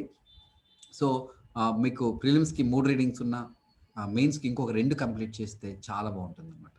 So first రీడింగ్లో topic వారి first reading చేయగానే అదే topic సంబంధించిన previous ప్రశ్నల్ని మీరు practice చేయాలి. ఏం చేయాలండి, take a topic as a unit. అంటే మీకు యూనిట్స్ అంటే మీకు బాగా గుర్తుకొచ్చేది ఏపీపీఎస్సీ సిలబస్లో యూనిట్స్ కాదు, అందులో బోల్డ్ టాపిక్లు ఉంటాయి. ఒక యూనిట్లో బోల్డ్ టాపిక్లు ఉంటాయి, 4 ఉండొచ్చు, 5 ఉండొచ్చు, 20 కూడా ఉండొచ్చు ఒక చాప్టర్లో కానీ ఒక యూనిట్లో కానీ.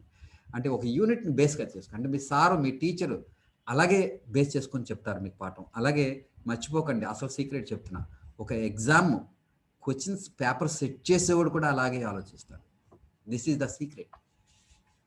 సో అందుకని ఒక యూనిట్, ఒక టాపిక్ని బేస్ చేసుకొని, దానికి ప్రాధాన్యతను దృష్టిలో పెట్టుకొని, గత ట్రెండ్స్ని దృష్టిలో పెట్టుకొని, ప్రజెంట్ ట్రెండ్స్ని, ఇష్యూస్, కరెంట్ ఇష్యూస్ని లింక్ చేసుకుంటూ మీరు టాపిక్ వారి ఫస్ట్ రీడింగ్ చేయగానే, అంటే ఒక టాపిక్ని ఒక మెటీరియల్లో చదవగానే ఇమీడియట్గా you have to go for previous questions, not for the sir ఇచ్చారు, షైన్ ఇండియా ఇచ్చారు, వాళ్ళు ఇచ్చారు, వీళ్ళు ఇచ్చారు, కలం వాళ్ళు ఇచ్చారు, అవి కాదు.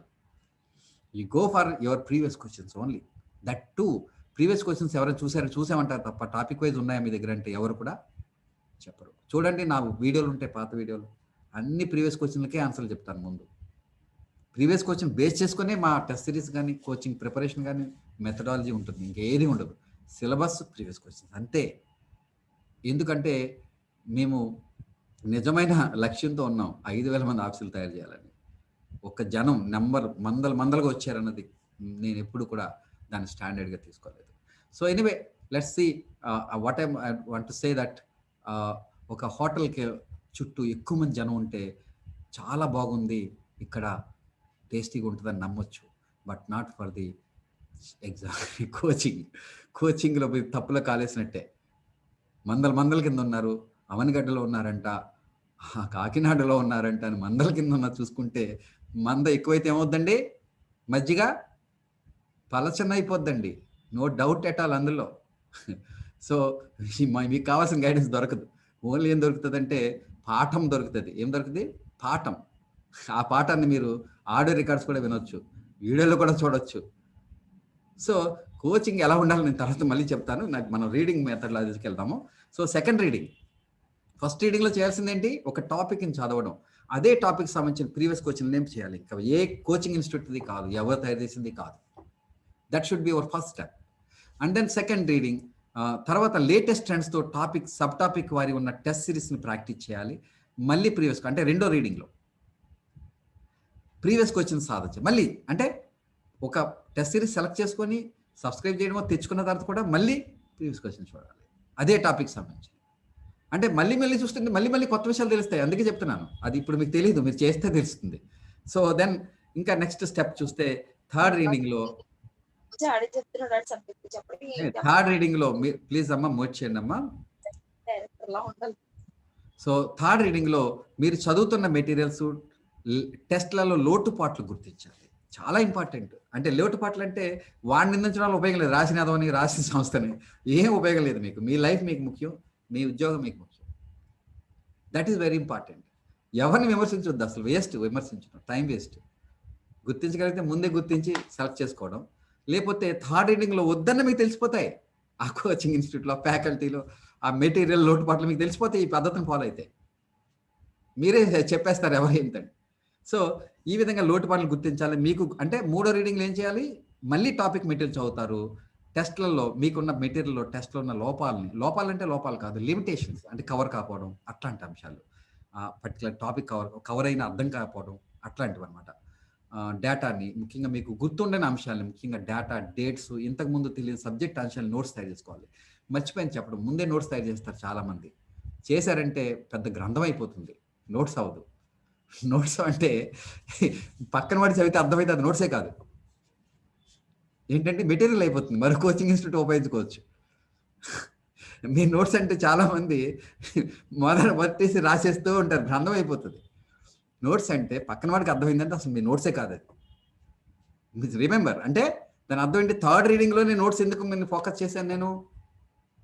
మీరు మొదటి రీడింగ్లోనే నోట్స్ మొదలెట్టారంటే మళ్ళీ ఒక బుక్ ప్రింట్ చేసుకోవచ్చు. సో అది కరెక్ట్ కాదు, ఫ్రెషర్స్కి చెప్తున్నాను. మీరు ఖచ్చితంగా మూడో రీడింగ్లోనే నోట్స్ మీద ఫోకస్ చేయాలి ఎక్కువ. అంటే కరెంట్ ఇష్యూస్ని డేట్ ముందుగా గుర్తుపెట్టుకోవద్దు, ముఖ్యమైన రాసుకోవద్దని కాదు. మీరు మొదటే రాయడం మొదలెట్టారంటే చాలా రాసేయాల్సి ఉంటుంది, చాలా టైం కూడా వేస్ట్ అవుతుంది. చాలా అంశాలని అవగాహనతో కూడుకున్నవన్నీ కూడా రాయకూడదు.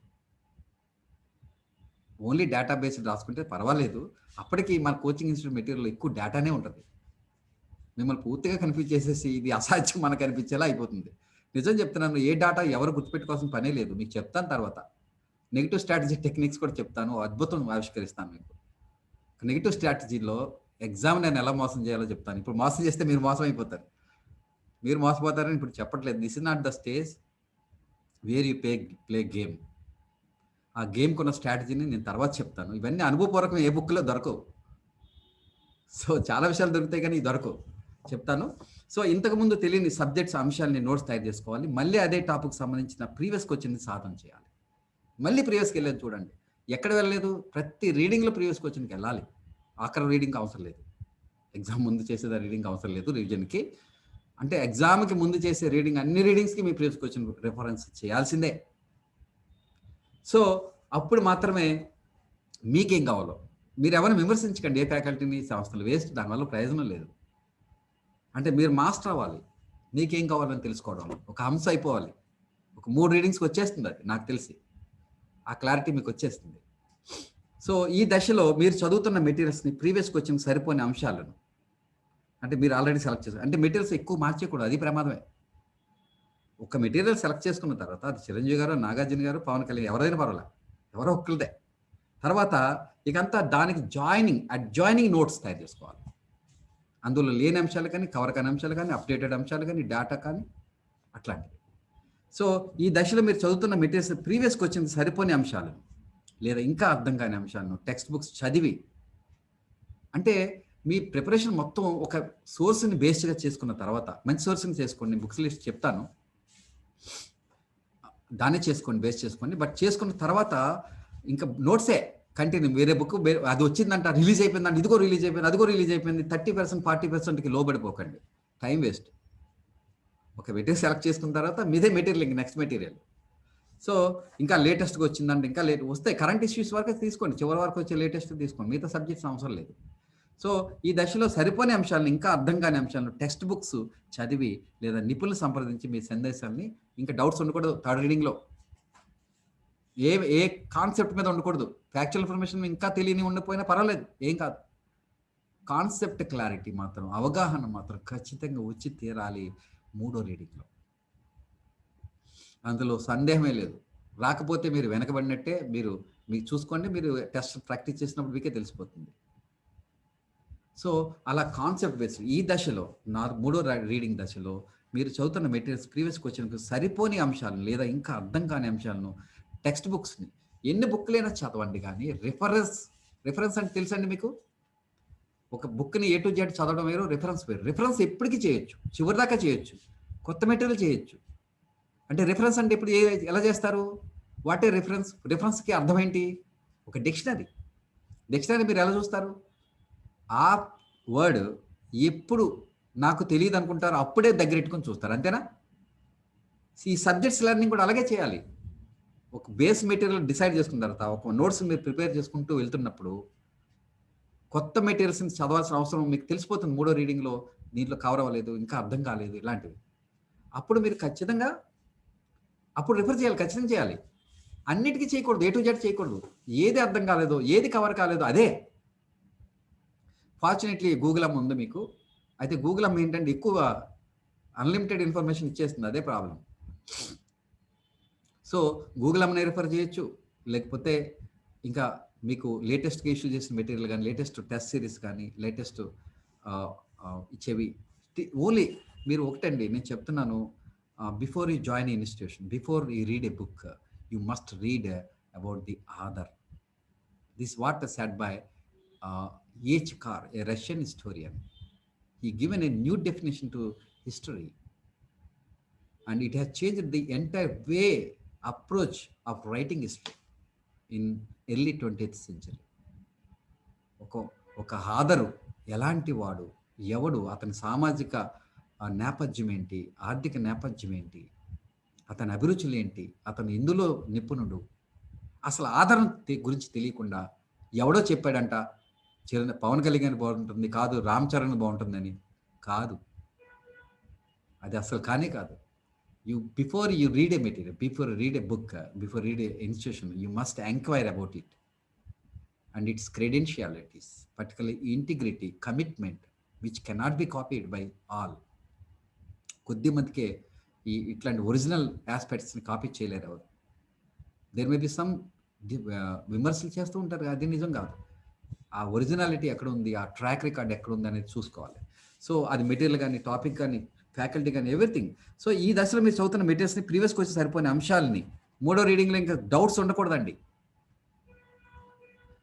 అన్ని ప్రాథమిక అంశాలు పూర్తి పట్టు రావాలి, ఎటువంటి సందేహాలు ఉండకూడదు. ఒకవేళ ఉంటే కనుక అప్పుడు కొత్తగా వచ్చిన మెటీరియల్ కానీ, కొత్త ఇన్ఫర్మేషన్ కానీ డిక్షనరీ మోడల్లో మాత్రమే రిఫర్ చేయాలి, గంటలు స్పెండ్ చేయకూడదు. That is important. So fourth reading, మీరు చదువుతున్న అన్ని టాపిక్లో గుర్తు ఉండని అంశాలని ఉన్నా పర్వాలేదు, కానీ అర్థం కాని అంశం ఉండరాదు. సిలబస్లో ఇచ్చిన ప్రతి టాపిక్లకు సంబంధించిన కరెంట్ అఫైర్స్ సంఘటనని, అంశాలని అప్డేట్ చేసుకోవాలి ఫోర్త్ రీడింగ్లో. ఇప్పుడు చరిత్ర లాంటి సబ్జెక్టులో కూడా కరెంట్ రిలేటెడ్ డెవలప్మెంట్స్ని అడుగుతున్నారు. ఉదాహరణకి రామ జన్మభూమి బాబ్రీ మసీద్, రాణి పద్మిని ఇష్యూ, వాడు దానిపైన అడుగుతాడు. ఈ మధ్యన గొడవ అయిందంట అని అడగడు క్వశ్చన్ని. సో అట్లాంటివి కూడా అప్డేట్ చేసుకోవాలన్నమాట. సో ఇక ఫిఫ్త్ రీడింగ్, ఫైనల్ రీడింగ్. ఈ 5 రీడింగ్లో గత పరీక్షల్లో 250 మార్కుల కన్నా తక్కువ వచ్చిన వారు ఉంటే, ఇంకా అంటే నాకు 350 అవ్వాలన్నారు సార్ మీరు, ఇంకా నాకు 250 వస్తున్నాయంటే ఏం చేయాలి? పరీక్షకు 4 రోజుల ముందు నాటికి చేయవలసినవి అనమాట. 4 రోజుల ముందుకే ఫిఫ్త్ రీడింగ్కి వెళ్ళాలి మీరు. ఇదే మొదటి ప్రయత్నం అయితే పై వివరించిన పందాలు 10 సార్లు చదివి ప్రాక్టీస్ చేయాలి. అంటే అది రిక్వైర్మెంట్ అనేది మీరే డిసైడ్ చేసుకోవాలి. మీకున్న level of knowledge, understanding, capacity, expertise, previous experience ఇట్లాంటన్నిటిని బట్టి మినిమమ్ 3 అయితే రీడింగ్స్ ఉండాలండి ఖచ్చితంగాను. 4, 5, 10 అన్నది మీరు డిసైడ్ చేసుకోవాలి. సో, అది డిసైడ్ చేసుకోవడానికి నేను చెప్పినట్టుగా thorough analysis of syllabus, thorough by hearting of syllabus and thorough analysis of previous question trends. So, ఇదే మొదటి ప్రయత్నం అయితే 10 సార్లు. ఖచ్చితంగా విజయం సాధించాలంటే పైన వివరించిన ఈ 5 అంచెల సాధన తప్పదు. కోచింగ్ తీసుకొని వారు పెట్టే టెస్ట్‌లతో సరిపోతుంది అనుకునే వారికి సక్సెస్ గ్యారంటీ లేదు. కోచింగ్ సంస్థ ఇప్పుడు సందర్భం కాబట్టి చెప్తాను ఎలా ఉండాలో. ఎట్లా అంటే నేను చెప్తున్నాను, నేర్చుకోవడం అనేది ఒక ప్రక్రియ అని. It's a process. ఎవరైనా లక్ష్యం పెట్టుకోవడం తేలిక గాని, ఆ ప్రాసెస్ చేయడం తేలిక కాదు. అది మీకైనా, సంస్థకైనా. అలా ఎవరైతే కోచింగ్‌లోనే ఇన్‌బిల్ట్‌గా మనం చెప్తున్న పందాలో ఈ క్లాసెస్ కండక్ట్ చేయడం గానీ, ఫ్యాకల్టీ సెలక్షన్ గానీ, వాళ్ళు చెప్పే తీరు, విధానం గానీ, వాళ్ళు పెట్టే ప్రాక్టీస్ క్వెషన్‌లు కానీ, అంటే in one way I want say that the coaching and preparation shall go in hand.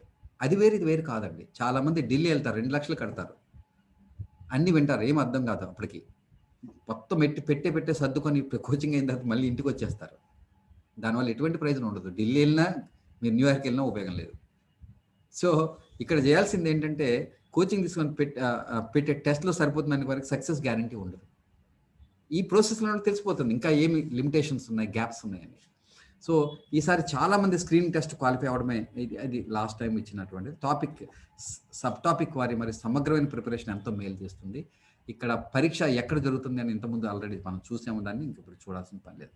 So, ఇంకా డౌట్స్ ఉంటే అడగండి. దీనికి సంబంధించి ప్రిపరేషన్‌లోని ఏ విధంగా అంటే యాక్చువల్‌గా నేను జనరలైజ్డ్ ఒక మోడల్ ఇచ్చాను కానీ మీరు అన్వయించుకొని అనలైజ్ చేసుకొని రివిజన్ చేసుకోండి. మీ ప్రిపరేషన్ ఎలా ఉంటే డైలీ ఒక టాపిక్ తీసుకుంటారు. వారంలో ఏదైతే చదివారో అది సండేని మొక్కల పండుగ అయినప్పటికీ పక్కన పెట్టి రివిజన్ చేసుకోండి. ఆ వారం చదివేది మళ్ళీ సెకండ్ వీక్ కూడా అంతే. మళ్ళీ 2 వారాలకు కానీ 3 వారాలకు కానీ ఆ 3 వారాలు చదివి మళ్ళీ రివిజన్ చేసుకోండి. కొత్త రీడింగ్ అంటే వరుసగా నేను డేట్ల వైజ్ పెట్టుకోమని అంటలేదు. మీకు అర్థమవుతుంది కదూ? నేను చెప్పేది మీకు అర్థమవుతుంది కదూ? రీడింగ్ అంటే డేట్ వైజ్ డిసైడ్ చేసుకోమని కాదు. ఇప్పుడు మీరు ఫస్ట్ 1 వీక్‌లో ప్రతిరోజు కొత్త టాపిక్‌లు ఏదో ఒక సబ్జెక్ట్‌కి సంబంధించి చదువుతారు. అలా 7 డేస్ చదువుతారు. సండే వచ్చిన 6 డేస్ చదవండి. Sunday only day of revision అనుకోండి. అలాగే నెల రోజుల తర్వాత మళ్ళీ సెకండ్ రీడింగ్‌కి వెళ్తారు మళ్ళీ ఇవన్నీ. ఈ విధంగా సీక్వెన్షియల్‌గా ఒక చైన్ మాదిరి మీరు ప్రిపరేషన్ సాగించండి. So, I invite our sir. మీకు happy new to all of you. And రేపటి ప్రోగ్రామ్ గురించి ముందు చెప్తాను. పేపర్ 3 ఎకానమీ సిలబస్ విశ్లేషణ నేను చేస్తాను.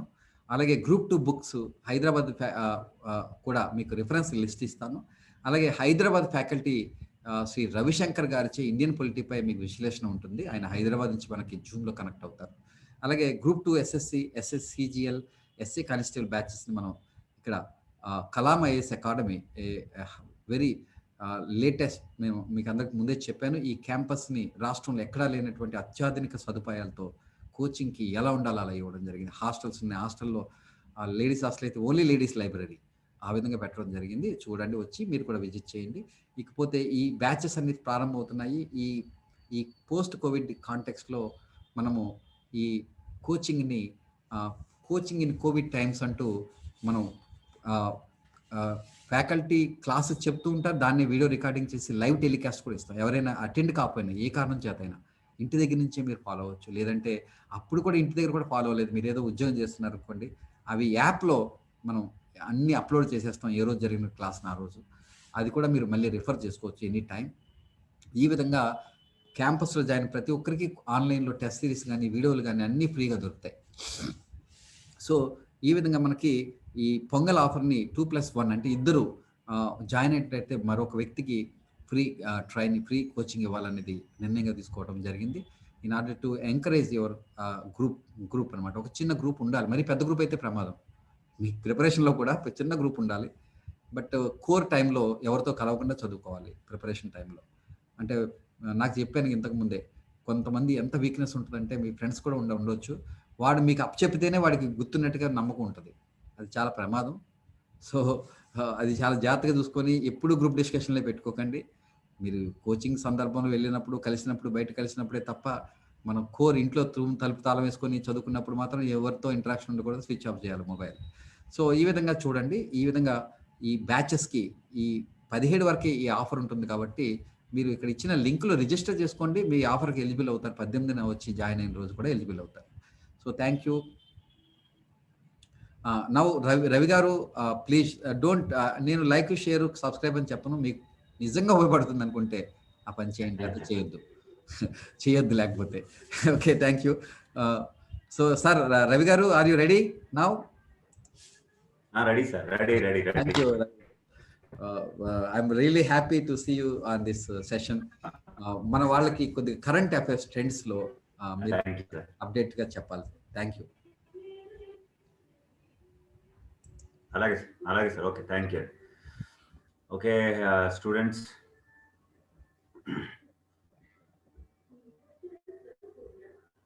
Very good evening.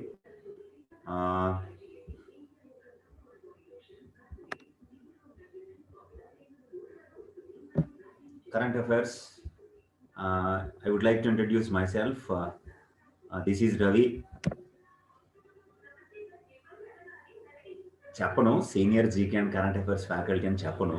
మీరు ఈ ఆన్లైన్ క్లాసెస్ పాయింట్ ఆఫ్ వ్యూలో ఎలా ఉన్నా సరే, ఆఫ్లైన్ క్లాసెస్ కనుక నాది విని ఉంటే అప్పుడు నేను సీనియర్ ఫ్యాకల్టీయా, జూనియర్ ఫ్యాకల్టీయా, లేకపోతే ఎక్స్పీరియన్స్ ఎంతో ఉంటుంది, ఎలా క్వశ్చన్స్ వస్తాయి అన్నది మీకు ఐడియా వస్తుంది. I am the one of the senior faculty of Kalam IAS academy Rajahmundry. అది మాత్రం చెప్పగలను. నా సీనియారిటీ అన్నీ కూడా తర్వాత మీరు ఆఫ్లైన్ క్లాసెస్లో నా క్లాసెస్కి అటెండ్ అయితే అసలు కరెంట్ అఫైర్స్ అంటే ఇలా ఉంటుందా అనేటువంటి రీతిలో కరెంట్ అఫైర్స్ని ఇలా కూడా చెప్తారా, లేకపోతే ఇలా కూడా చదువుతారా అనేటువంటి పాయింట్లో మీకు ఒక ఐడియా వస్తుంది. అప్పుడు చూద్దాం అది. ఈ రోజుకి సంబంధించినంత వరకు నేను ఎలా కరెంట్ అఫైర్స్ చదవాలి, ఏం చదవాలి, అసలు క్వశ్చన్స్ గతంలో ఎలా వచ్చినాయి, ఇప్పుడు క్వశ్చన్స్ ఎలా రాబోతున్నాయి, మార్కెట్లో దొరికేటువంటి కరెంట్ అఫైర్ మ్యాగజైన్స్ మనకి సరిపోతాయా, ఇంకా ఏం చదవాలి, టాపిక్స్ ఏంటి, ఎలా అప్డేట్ అవ్వాలి, మీరు ఎలా అప్డేట్ అవుతారు సార్ నన్ను అడుగుతారు చాలామంది. ఒరిజినల్గా అండి నా క్లాస్లో తప్ప నేను స్టూడెంట్స్తో ఇంటరాక్ట్ అవ్వడం అనేది చాలా తక్కువ. నేను ఎవరితోనే మాట్లాడను కూడా. నన్ను ఎవరైనా ఎంగేజ్ చేసుకున్నారు అంటే ఆ డైరెక్టర్ గారితో నాకు పని. ఆయన నాకు డబ్బులు ఇస్తారు, నా క్లాస్ అయిపోయిన తర్వాత పట్టుకొని వచ్చేస్తాను. స్టూడెంట్స్తో మాట్లాడడం, మొబైల్ నెంబర్స్ ఇవ్వడం ఇట్లాంటివి నాకు అలవాటు లేదు. అందుకే నేను ఎవరికి తెలీదు, ఎక్కువ మందికి తెలీదు. ఎవరైతే స్టూడెంట్స్తో ఎక్కువగా నవ్వుతూ మాట్లాడుతూ క్లాసెస్లో కూడా నవ్వుతూ మాట్లాడుతూ ఫోన్ నెంబర్లు షేర్ చేసుకుంటూ ఉంటారో వాళ్ళు మనల్ని మోసం చేస్తున్నట్లే. అలాంటిది ఏమీ చేయను. అందుకే నేను మీకు ఎవరికి తెలియదు. ఎవరైనా గతంలో నా క్లాసెస్ విని ఉంటే వాళ్ళకి తెలిసి ఉండాలి తప్ప నేనైతే ఎవరికి తెలియదు. కానీ నా క్లాస్ విన్నోడు మాత్రం మర్చిపోడు. అడుగుతారు, సార్ మాకేమైనా డౌట్స్ వస్తే క్లారిటీ చేసుకుంటాం, క్లియర్ చేసుకుంటాం సార్, మీ నెంబర్ ఇవ్వండి అంటే సమస్య లేదు, ఇవ్వను నేను.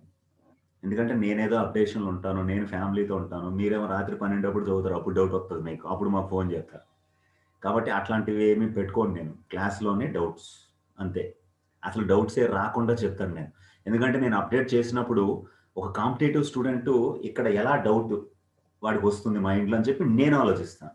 కాబట్టి అక్కడే క్లారిఫై చేసుకుంటూ వెళ్ళిపోతాను. అసలు డౌట్ అనేది అడగరు, నన్ను ఒరిజినల్గా అడగరు. ఎందుకంటే నేను అప్డేట్ చేసిన టాపిక్ అలా ఉంటుంది. అయితే జనరల్గా current affairs is the crucial role in the all type of competitive exams throughout the country which was recently or previously. అంటే రీసెంట్గా జరిగిన ఎగ్జామ్స్లోను, గతంలో జరిగిన ఎగ్జామ్స్లోను. అంటే గతంలో ఒక రకంగా అడిగితే ఫ్రమ్ 2016 యూపీఎస్సీ సివిల్స్, 2016లో జరిగిన యూపీఎస్సీ సివిల్స్ ప్రిలిమినరీ ఎగ్జామ్స్ నుంచి యూపీఎస్సీ సివిల్స్లో కూడా 30+ కరెంట్ అఫైర్స్ ఈ asking about around 30+ out of 100 questions. 2016లో ఫస్ట్ టైం 42 కరెంట్ అఫైర్స్ ఇచ్చారు 2016లో. In that year 2016 in Kalam IAS academy Rajahmundry around group 2కి 2000 మంది స్టూడెంట్స్ తీసుకున్నారు training coaching in 2016. Only 2016 batch నేను చెప్తున్నది. అప్పుడు ఎంత సక్సెస్ రేట్ వచ్చింది కరెంట్ అఫైర్స్ పాయింట్ ఆఫ్ వ్యూలో అంటే, ఆ 16లో అక్కడ జాయిన్ అయ్యి అక్కడ ఉన్న స్టూడెంట్స్, మీకు సీనియర్స్, మీకు తెలిసిన వాళ్ళు ఎవరైనా ఉంటే ఎంక్వైరీ వాళ్ళని అడగండి. కాబట్టి ఎంత క్రూషియల్ రోల్ పోషిస్తున్నాయి కరెంట్ అఫైర్స్ అంటే అంత క్రూషియల్ రోల్ పోషిస్తున్నాయి. నేను 2008లో జీకే అండ్ కరెంట్ అఫైర్స్ అనేటువంటి ఒక టాపిక్ ని టీచ్ చేయడం మొదలు పెట్టా ఇన్ 2008. అప్పుడు కూడా నేను తెలుగు మీడియంలోనే చెప్పేసేవాడిని అందరికి. ఇంగ్లీష్ మీడియంలో ఉన్న స్టూడెంట్స్ కూడా, బ్యాంక్స్ ఎగ్జామ్స్ చదివేవారు, ఎస్ఎస్ ఎగ్జామ్స్ చదివే వారికి కూడా నేను తెలుగులో చెప్పేసేవాడిని. వాళ్ళు అడిగేవారు అనమాట, ఏంటి సార్ తెలుగులోనే చెప్పేస్తున్నారు మాకు అని డైరెక్ట్గా చెప్పేవారు. వాళ్ళు నన్ను అడిగేవారు. అప్పటి నుంచి అంటే అరౌండ్ నేను 2011 నుంచి ఇంగ్లీష్ వైపుకి నేను నా చేంజ్ చేసుకున్నాను, నా యాటిట్యూడ్ని చేంజ్ చేసుకున్నాను. అప్పటి నుంచి ఇప్పటి వరకు కూడా నేను ఒక్క తెలుగు మీడియం బుక్ను కూడా రెఫర్ చేయను. Only English medium current affair books and English medium GK books only. అర్థం కాకపోతే అర్థం తెలుసుకుంటాను, అర్థం కాకపోతే డిక్షనరీలో చూస్తాను ఆ టెర్మినాలజీ తప్ప చూడట్లే.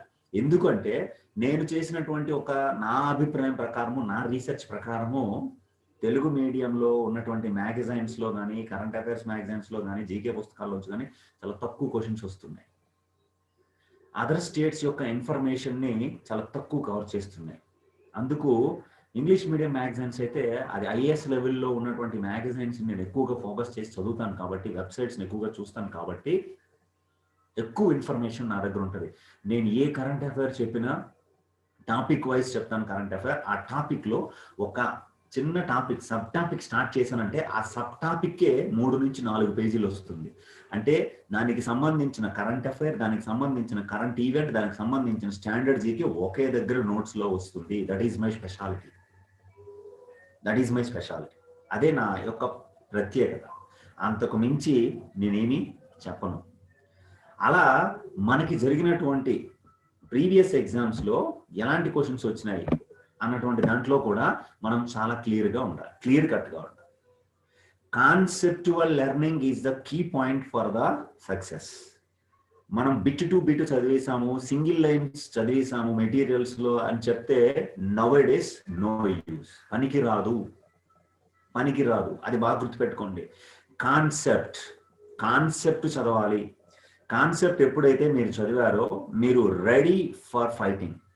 కాంపిటేటివ్ ఎగ్జామ్ చదివాడు, నేను ఎప్పుడు ఒకటే చెప్తాను, కాంపిటేటివ్ ఎగ్జామ్స్ చదివేవాడు, నేను ఇప్పుడు మిమ్మల్ని క్వశ్చన్ అడుగుతున్నా, ఆన్సర్ చెప్పండి, మీరు అన్మ్యూట్ చేసుకోండి. ప్రెసెంట్ జరుగుతున్నటువంటి ఈ యుద్ధంలో, కాంపిటేటివ్ ఎగ్జామ్స్ చదివేవాడు కత్తిలా ఉండాలా, బ్లేడ్లా ఉండాలా? నేనేం జీకే కరెంట్ అఫైర్స్ క్వశ్చన్ ఏం అడగలేను మిమ్మల్ని, జనరల్ క్వశ్చన్ అడిగాను. కత్తిలాగా ఉండాలా, బ్లేడ్ లాగా ఉండాలా? ఎలా ఉండాలి? కత్తిలా ఉండాలా? Very good. ఇంకా అంతేనా? కత్తిలా ఉండకూడదు, బ్లేడ్ లా ఉండాలి. కత్తిలా ఉండకూడదు, బ్లేడ్ లా ఉండాలి. ఎందుకు సార్ బ్లేడ్ లా ఉండాలి అంటే, కత్తికి ఒకవైపే పదును ఉంటుంది. అంటే మనము చదివే విధానం అది. ప్రెసెంట్ కాంపిటేటివ్ ఎగ్జామ్స్ చదువుతున్న వాళ్ళందరూ కూడా కత్తిలా ఉంటున్నారు. అంటే వాడు చదివిన విధానంలో క్వశ్చన్స్ వస్తేనే ఆన్సర్స్ పెట్టగలడు, అంతే కదా? ఏదైనా ఒక అంశంలో వాడు ఏ రకంగా చదివాడో ఆ రకంగానే క్వశ్చన్స్ వస్తే ఆన్సర్ పెట్టగలడు. అదే బ్లేడ్ లా ఉన్నారనుకోండి, దానికి 2 వైపులా పదును ఉంటుంది. మీరు చదివిన విధానమే కాకుండా వాడు అడిగిన ప్రశ్నకు కూడా కట్ చేసి వెళ్ళిపోతారు మీరు. అంటే ఆన్సర్, రైట్ ఆన్సర్ పెట్టుకుని వెళ్తారు అని అర్థం. 2 వైపులా పదును ఉండాలి. వాడు ఇలా క్వశ్చన్, ఒక టాపిక్ చదివారు, ఆ టాపిక్ లోంచి క్రియేటివ్ గా వాడు మార్చి క్వశ్చన్ ఇచ్చాడు అనుకోండి, ఆన్సర్ పెట్టాలి. ఆ డైరెక్ట్ గా కత్తిలా చదివిన వాడు దానికి ఆన్సర్ పెట్టలేడు. 2 వైపులా పదును ఉంటుంది. ఎలా అడిగిన క్వశ్చన్ ని మనం ఆన్సర్ చేసే స్థాయిలో ఉండాలి. అది స్పెషల్ ఇక్కడ, అదే special. Not only in current affairs point of వ్యూలోనే కాదు, అన్ని సబ్జెక్ట్స్ ని చాకులా చదవకూడదు, బ్లేడ్ లాగే చదవాలి. వాడు క్వశ్చన్ ఏ రకంగా ఇచ్చినట్టు కట్ చేసుకుంటూ వెళ్ళిపోవాలి. అలా చదివినప్పుడు వీ గెట్ సక్సెస్, మామూలుగా కాదు. అయితే మీకు ఎఫ్ఐఆర్కి, ఈవెంట్కి, స్టాండర్డ్ జీకేకి డిఫరెన్స్ తెలియాలి. What is standard GK, what is current affair, what is current event. ఇప్పుడు దీన్ని మీకు ఒక ఎగ్జాంపుల్ చెప్తాను. ఎగ్జాంపుల్ చెప్తే మీకు క్లారిటీ వస్తుంది.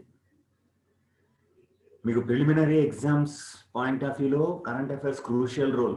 150 మార్కులకి 50 మార్కులు కరెంట్ అఫైర్సే.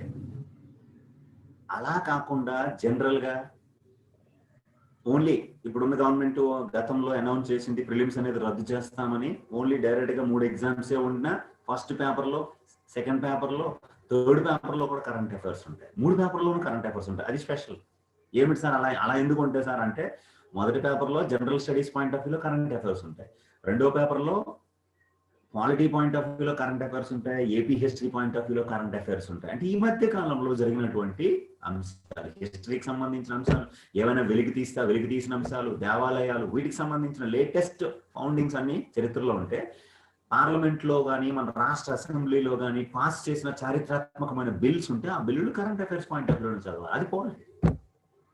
మూడో పేపర్కి వచ్చేటప్పటికి economy, AP economy, Indian economy మొత్తం కరెంటే.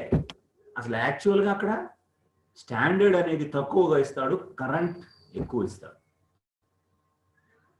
కాబట్టి కరెంట్ ఎకానమీ అనేది చాలా కీలకం for the paper 3.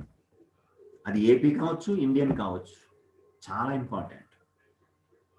In the point of the current affairs, current economy కూడా నాకు చాలా బాగా చెప్పగలుగుతాను నేను. కరెంట్ ఎకానమీ, ఇప్పుడు బడ్జెట్ ఉంది, కరెంట్ అఫైర్. ఎకనామిక్ సర్వే ఉంది, కరెంట్ అఫైర్. అది ఏపీది, ఇండియాది, రెండు కూడా. అలాగే 15th finance commissioner, 16th finance commission, finance commission reports ఉన్నాయి, అవన్నీ లేటెస్ట్ గా ఇస్తాయి. కమిషన్ ఎప్పుడు ఏర్పడింది, మొదటి కమిషన్ ఎవరు, దాని ఉద్దేశం ఏమిటనేది స్టాండర్డ్. కానీ లేటెస్ట్ రేపు ఫిబ్రవరి 1వ తేదీన బడ్జెట్ పెడతారు. ఎకనామిక్ సర్వే రేపు జనవరి 31న పెడతారు. అదే రోజున బడ్జెట్ పెట్టిన రోజునే రేపు ఎన్కే సింగ్ ఆధ్వర్యంలో ఉన్నటువంటి 15th ఫైనాన్స్ కమిషన్ రిపోర్ట్ కూడా పెడతారు. అప్పుడు ఇవన్నీ బయటకు వస్తాయి. ఈ డేటా అంతా కూడా మనం కలెక్ట్ చేసి చదవాలి. అదే ఎకానమీకి మనం ఎక్కడెక్కడో భయపడిపోయి ఏదేదో చేసి సార్ చెప్పినట్టుగా ఆ బుక్ కావాలా, ఈ బుక్ కావాలంటే బుక్స్ మంచివే, బుక్స్ చదవడం మంచిదే, కానీ దాన్ని అప్డేటెడ్ వెర్షన్ చదవాలి. క్వశ్చన్స్ ఏమొస్తాయో తెలియాలి. బడ్జెట్లో అలొకేషన్స్, బడ్జెట్లో అనౌన్స్ చేసిన స్కీమ్స్, ఎకనామిక్ సర్వేలో వచ్చిన డేటా, ఎకనామిక్ సర్వేలో ప్రతిపాదించినటువంటి పర్సంటేజ్లు, ఎకనామిక్ సర్వేలో ఉన్నటువంటి గత అచీవ్మెంట్స్ అన్నీ కూడా చదవాలి. అలాగే 2016లో జరిగినటువంటి గ్రూప్ 2 ప్రిలిమినరీ ఎగ్జామ్స్ లో ఫిబ్రవరిలో జరిగింది, ఫిబ్రవరి 26, 2017లో. ఆ ఎగ్జామ్ లో అప్పుడే 14th ఫైనాన్స్ కమిషన్ రిపోర్ట్ ఇచ్చింది. ఆ 14th ఫైనాన్స్ కమిషన్ రిపోర్ట్ మీద 10 క్వశ్చన్స్ ఇచ్చాడు. 10 క్వశ్చన్స్ చూడండి. అలాగే ద్రవ్య లోటు, రెవెన్యూ లోటు, వాటి మీద రీసెంట్ గా రీసెర్చ్లు కానీ లేకపోతే ఇంకేమైనా కానీ ఇవన్నీ కూడా మనం చదివితే ఎకానమీ పెద్ద కష్టమేమీ కాదు. Very easy, very easy. కాబట్టి ఆ గైడెన్స్, సర్టెన్ గైడెన్స్ లేక, సర్టెన్ మెంటర్స్ సరిగా లేక మనం చాలా ప్రమాదాల్లో పడిపోతున్నాం. అందుకు వాటిని మనం చాలా జాగ్రత్తగా చదువుకోవాలి. అందుకే పేపర్ 1లోనైనా, పేపర్ 2లోనైనా, పేపర్ 3లోనైనా లేదా ప్రిలిమ్స్లోనైనా కరెంట్ అఫైర్స్ అనేది చాలా కీలకము. దాన్ని పర్ఫెక్ట్ గా చదివిన రోజున వీ గెట్ సక్సెస్. అయితే ఎఫ్ఐఆర్ కి, ఈవెంట్ కి, స్టాండర్డ్ జీకేకి డిఫరెన్స్ అని చెప్పాను. ఎలా అంటే సింపుల్ పాయింటే చెప్పేస్తాను. సింపుల్ టాపిక్ లోంచి ఎఫ్ఐఆర్ కి, ఈవెంట్ కి డిఫరెన్స్ చెప్తాను చూడండి. స్టాండర్డ్ జీకే మనకి 2021 ఉంది, 2020 ఉంది. ఇప్పుడు 2021 ఇంకా అవ్వలేదు మనకి ఆ అంశము. 2020 already completed. One we celebrate republic day. ఇప్పుడు మనం రిపబ్లిక్ డేని ఎప్పుడు జరుపుకుంటాం అని అడిగితే మనకి తెలుసు, అందరికీ తెలుసు, January 26 ఎవ్రీ ఇయర్, ప్రతి సంవత్సరం కూడా. అయితే అది కాదు క్వశ్చన్. అక్కడ మనకి భారతదేశంతో బైలేటరల్ రిలేషన్స్ ఉన్నా, డిఫెన్స్ పరంగా మంచి రిలేషన్స్ ఉన్నా, వ్యాపార పరంగా మంచి రిలేషన్స్ ఉన్న దేశాల నుంచి ఒక అధ్యక్షుడు కానీ, ఒక ప్రధానమంత్రి కానీ రిపబ్లిక్ డేకి ముఖ్య అతిథిగా రావడం ఒక ట్రెడిషన్, ఒక సాంప్రదాయం. It is a tradition, not a mandatory. Question కూడా ఇలాగే వస్తుంది. ఎలా వస్తుందంటే భారతదేశ రిపబ్లిక్ డేకి ప్రతి సంవత్సరం ఒక ముఖ్య అతిథి రావడం. ఆప్షన్ ఏ తప్పనిసరి, మ్యాండేటరీ. ఆప్షన్ బి సాంప్రదాయం. ఆప్షన్ డి అది ఒక అలవాటు. అలా ఆప్షన్స్ ఇస్తాడు. మనం చదవని యాంగిల్స్ అన్నమాట ఇవి. ఇట్ ఈస్ ఎ ట్రెడిషన్, సాంప్రదాయం. అయితే 2020లో మన రిపబ్లిక్ డే 71వ 71st. ఈ రిపబ్లిక్ డే ముఖ్య అతిథి ఎవరు? యాజ్ ఎ కరెంట్ అఫైర్ ఫ్యాకల్టీగా నేను, యాజ్ ఎ కాంపిటేటివ్ స్టూడెంట్గా మీరు దీన్ని చదివారు. తప్పేం లేదు, చదివారు. నేను మిమ్మల్ని బ్లేమ్ చేయట్లేదు, చదివారు. డైరెక్ట్గా అదే క్వశ్చన్ వచ్చింది అనుకుందాం. వస్తే 2020 భారత్ రిపబ్లిక్ డే ముఖ్య అతిథి, chief guest of 2020 republic day in India Jair Bolsonaro. ఆయన పేరు chief guest Jair Bolsonaro, Brazil president, Brazil అధ్యక్షుడు. First question. ఎలా క్వశ్చన్స్ వస్తాయో చూడండి. మీరు ఎలా చదివారు? ఇంటి దగ్గర కూర్చొని మా సార్ చెప్పారనో, లేకపోతే మేము బాగా చదువుకున్నాము, ఉద్యోగం సాధించాలనో ఒక లక్ష్యంతో 2020 రిపబ్లిక్ డే ముఖ్య అతిథి, 2020 రిపబ్లిక్ డే ముఖ్య అతిథి జైర్ బాల్సనారో ఈయన బ్రెజిల్ అధ్యక్షుడు చదువుతారు. కొద్దిమంది చదువుతారు. రేపు క్వశ్చన్ ఎలా వస్తుందంటే భారత రిపబ్లిక్ డే 2020 ముఖ్య అతిథి ఎవరు అని అడిగితే పెడతారు. అది సింపుల్ క్వశ్చన్. జైర్ బాల్సనారో. ఇప్పుడు 100% పెడతారు రైట్ ఆన్సర్స్. చదివిన వాళ్ళందరూ, ఆ ఎగ్జామ్స్ కూర్చున్న వాళ్ళందరూ పెడతారు. దానికి 100 నుంచి 80%కి రైట్ పెట్టే ఛాన్స్ తగ్గిపోయే అవకాశం ఉన్నది. 2020 రిపబ్లిక్ డేకి ముఖ్య అతిథిగా వచ్చిన జైర్ బాల్సనారో అని ఇస్తాడు. అక్కడతో క్వశ్చన్ ఆపుతాడు. బ్రెజిల్ దేశ ప్రధానమంత్రి, బ్రెజిల్ దేశ అధ్యక్షుడు, బ్రెజిల్ పార్లమెంట్ లో స్పీకరు, బ్రెజిల్ ప్రతిపక్ష నేత అని ఇస్తాడు. 80% పడిపోతుంది రైట్ పెట్టే కెపాసిటీ, రైట్ ఆన్సర్ పెట్టే కెపాసిటీ. Next third question. ఇది 50 కంటే తక్కువ పడిపోతుంది ఆన్సర్. 50 కంటే తక్కువ పడిపోతుంది ఆన్సర్. భారత రిపబ్లిక్ డేకి 2020లో బ్రెజిల్ అధ్యక్షుడు జైర్ బాల్సనారో ముఖ్య అతిథిగా వచ్చారు. ఇలా బ్రెజిల్ నుంచి ఒక వ్యక్తి ముఖ్య అతిథిగా రావడం ఇది ఎన్నోసారి అని అడిగాడు. నెక్స్ట్ క్వశ్చన్ అంటే డిఫికల్ట్నెస్ పెరుగుతూ ఉంటుంది క్వశ్చన్ లో. అలా అనగానే 50% కంటే తక్కువ పడిపోతుంది క్వశ్చన్ కి ఆన్సర్ పెట్టేవారి కెపాసిటీ. ఎవరైతే కాన్సెప్ట్ చదివారో వారు మాత్రమే రైట్ ఆన్సర్ పెడతారు. ఇది మూడోసారి బ్రెజిల్ నుంచి ఒక వ్యక్తి రావడం. ఓకే, ఇంకా రైట్ ఆన్సర్ పెట్టే కెపాసిటీ పడిపోయే అవకాశం ఉన్న క్వశ్చన్ ఏమిటో తెలుసా? Bharat republic day 2019 chief guest ఎవరు అని అడుగుతారు. ఆప్షన్ ఏలో జైర్ బాల్సనారో బ్రెజిల్ అధ్యక్షుడు అని ఇస్తారు. వెనక ముందు చూడం, మరి పెట్టేస్తాం మనం. క్వశ్చన్ని చదవాలి. వాడు 2020 క్వశ్చన్ అడిగాడా ముఖ్య అతిథి, 2019 క్వశ్చన్ అడిగాడా? అది 2019. ఆప్షన్ ఏలో 2020 చీఫ్ గెస్ట్ ఇస్తారు. టపా టపా టపా ఓఎంఆర్ షీట్ పగిలిపోయేలాగా, చిరిగిపోయేలాగా రౌండ్ చుట్టేస్తారు. బయటకు వచ్చి నెత్తి నోరు కొట్టుకుంటారు. అయ్యో క్వశ్చన్ చదవలేదు తెలుసు మనకి, కానీ క్వశ్చన్ చదవలేదని నెత్తి నోరు కొట్టుకుంటారు. ఇప్పుడు 2020లో రిపబ్లిక్ డేకి సంబంధించిన ఏ క్వశ్చన్ వచ్చినా అది కరెంట్ అఫైర్. 2020లో జరిగిపోయిన అంశాన్ని కాకుండా ఈ జరిగిన సిమిలర్ అంశాన్ని గత సంవత్సరం అడిగితే అది కరెంట్ ఈవెంట్. 2019 క్వశ్చన్ అడిగితే కరెంట్ ఈవెంట్. అలా కాకుండా 1950లో మొట్టమొదటి రిపబ్లిక్ డే చీఫ్ గెస్ట్ ఎవరు అని అడిగితే standard GK. Indonesia's president సుకర్నో was the first chief guest in 1950. 1950లో మొట్టమొదటి చీఫ్ గెస్ట్ ఇండోనేషియా అధ్యక్షుడు సుకర్నో. ఎక్కువగా మొదటి రిపబ్లిక్ డేస్ కి ఎక్కువ అతిథులుగా వచ్చినటువంటి వారు నామ్ దేశాలు ఏర్పాటు చేసినటువంటి నామ్ దేశాల యొక్క సభ్య దేశాలు ఉన్న అధ్యక్షులు, ప్రధానమంత్రులే ఎక్కువగా హాజరయ్యారు. 1950లో ఇండోనేషియా అధ్యక్షుడు వస్తే, 1951లో నేపాల్ రాజు వస్తే, 1952, 53లో చీఫ్ గెస్ట్లుగా ఎవరు రాలేదు. ఇది బాగా గుర్తుపెట్టుకోండి. No invitation 1952 and 53. After that 1966లో కూడా లాల్ బహదూర్ శాస్త్రి మరణించడం, ఇందిరాగాంధీ ప్రమాణ స్వీకారం చేయడం, ఇమీడియట్ గా ప్రమాణ స్వీకారం చేసిన రెండో రోజుకి రిపబ్లిక్ రావడం, అప్పుడు కూడా ఎవరిని పిలవలేదు. లాల్ బహదూర్ శాస్త్రి మరణం 1966 జనవరి 11న. రేపు లాల్ బహదూర్ శాస్త్రి వర్ధంతి. Death anniversary of Lal Bahadur Shastri tomorrow, January 11th, 1966. He was died at Tashkent, now in Uzbekistan, then Russia.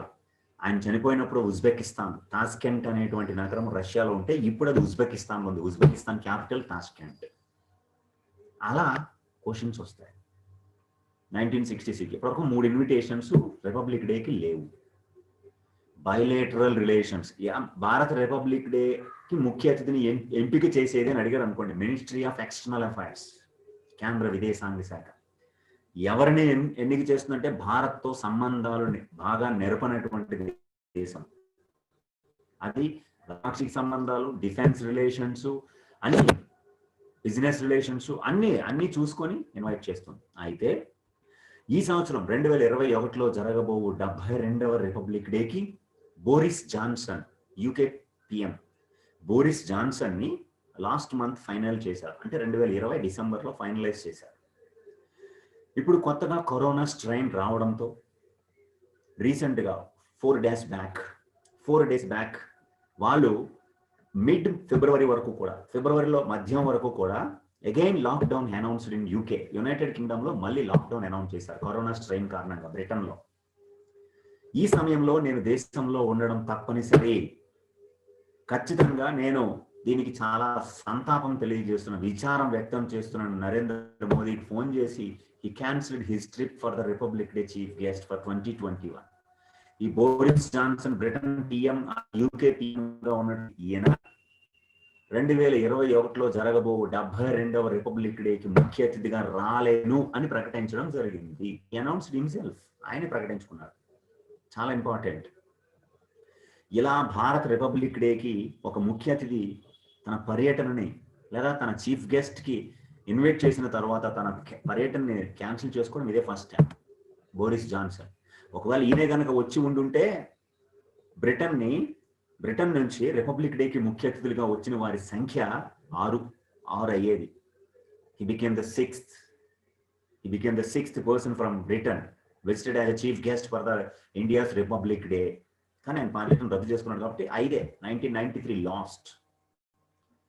అంతే, అంతకు మించి వేరేదేమీ గుర్తుపెట్టుకోవాల్సిన అవసరం లేదు.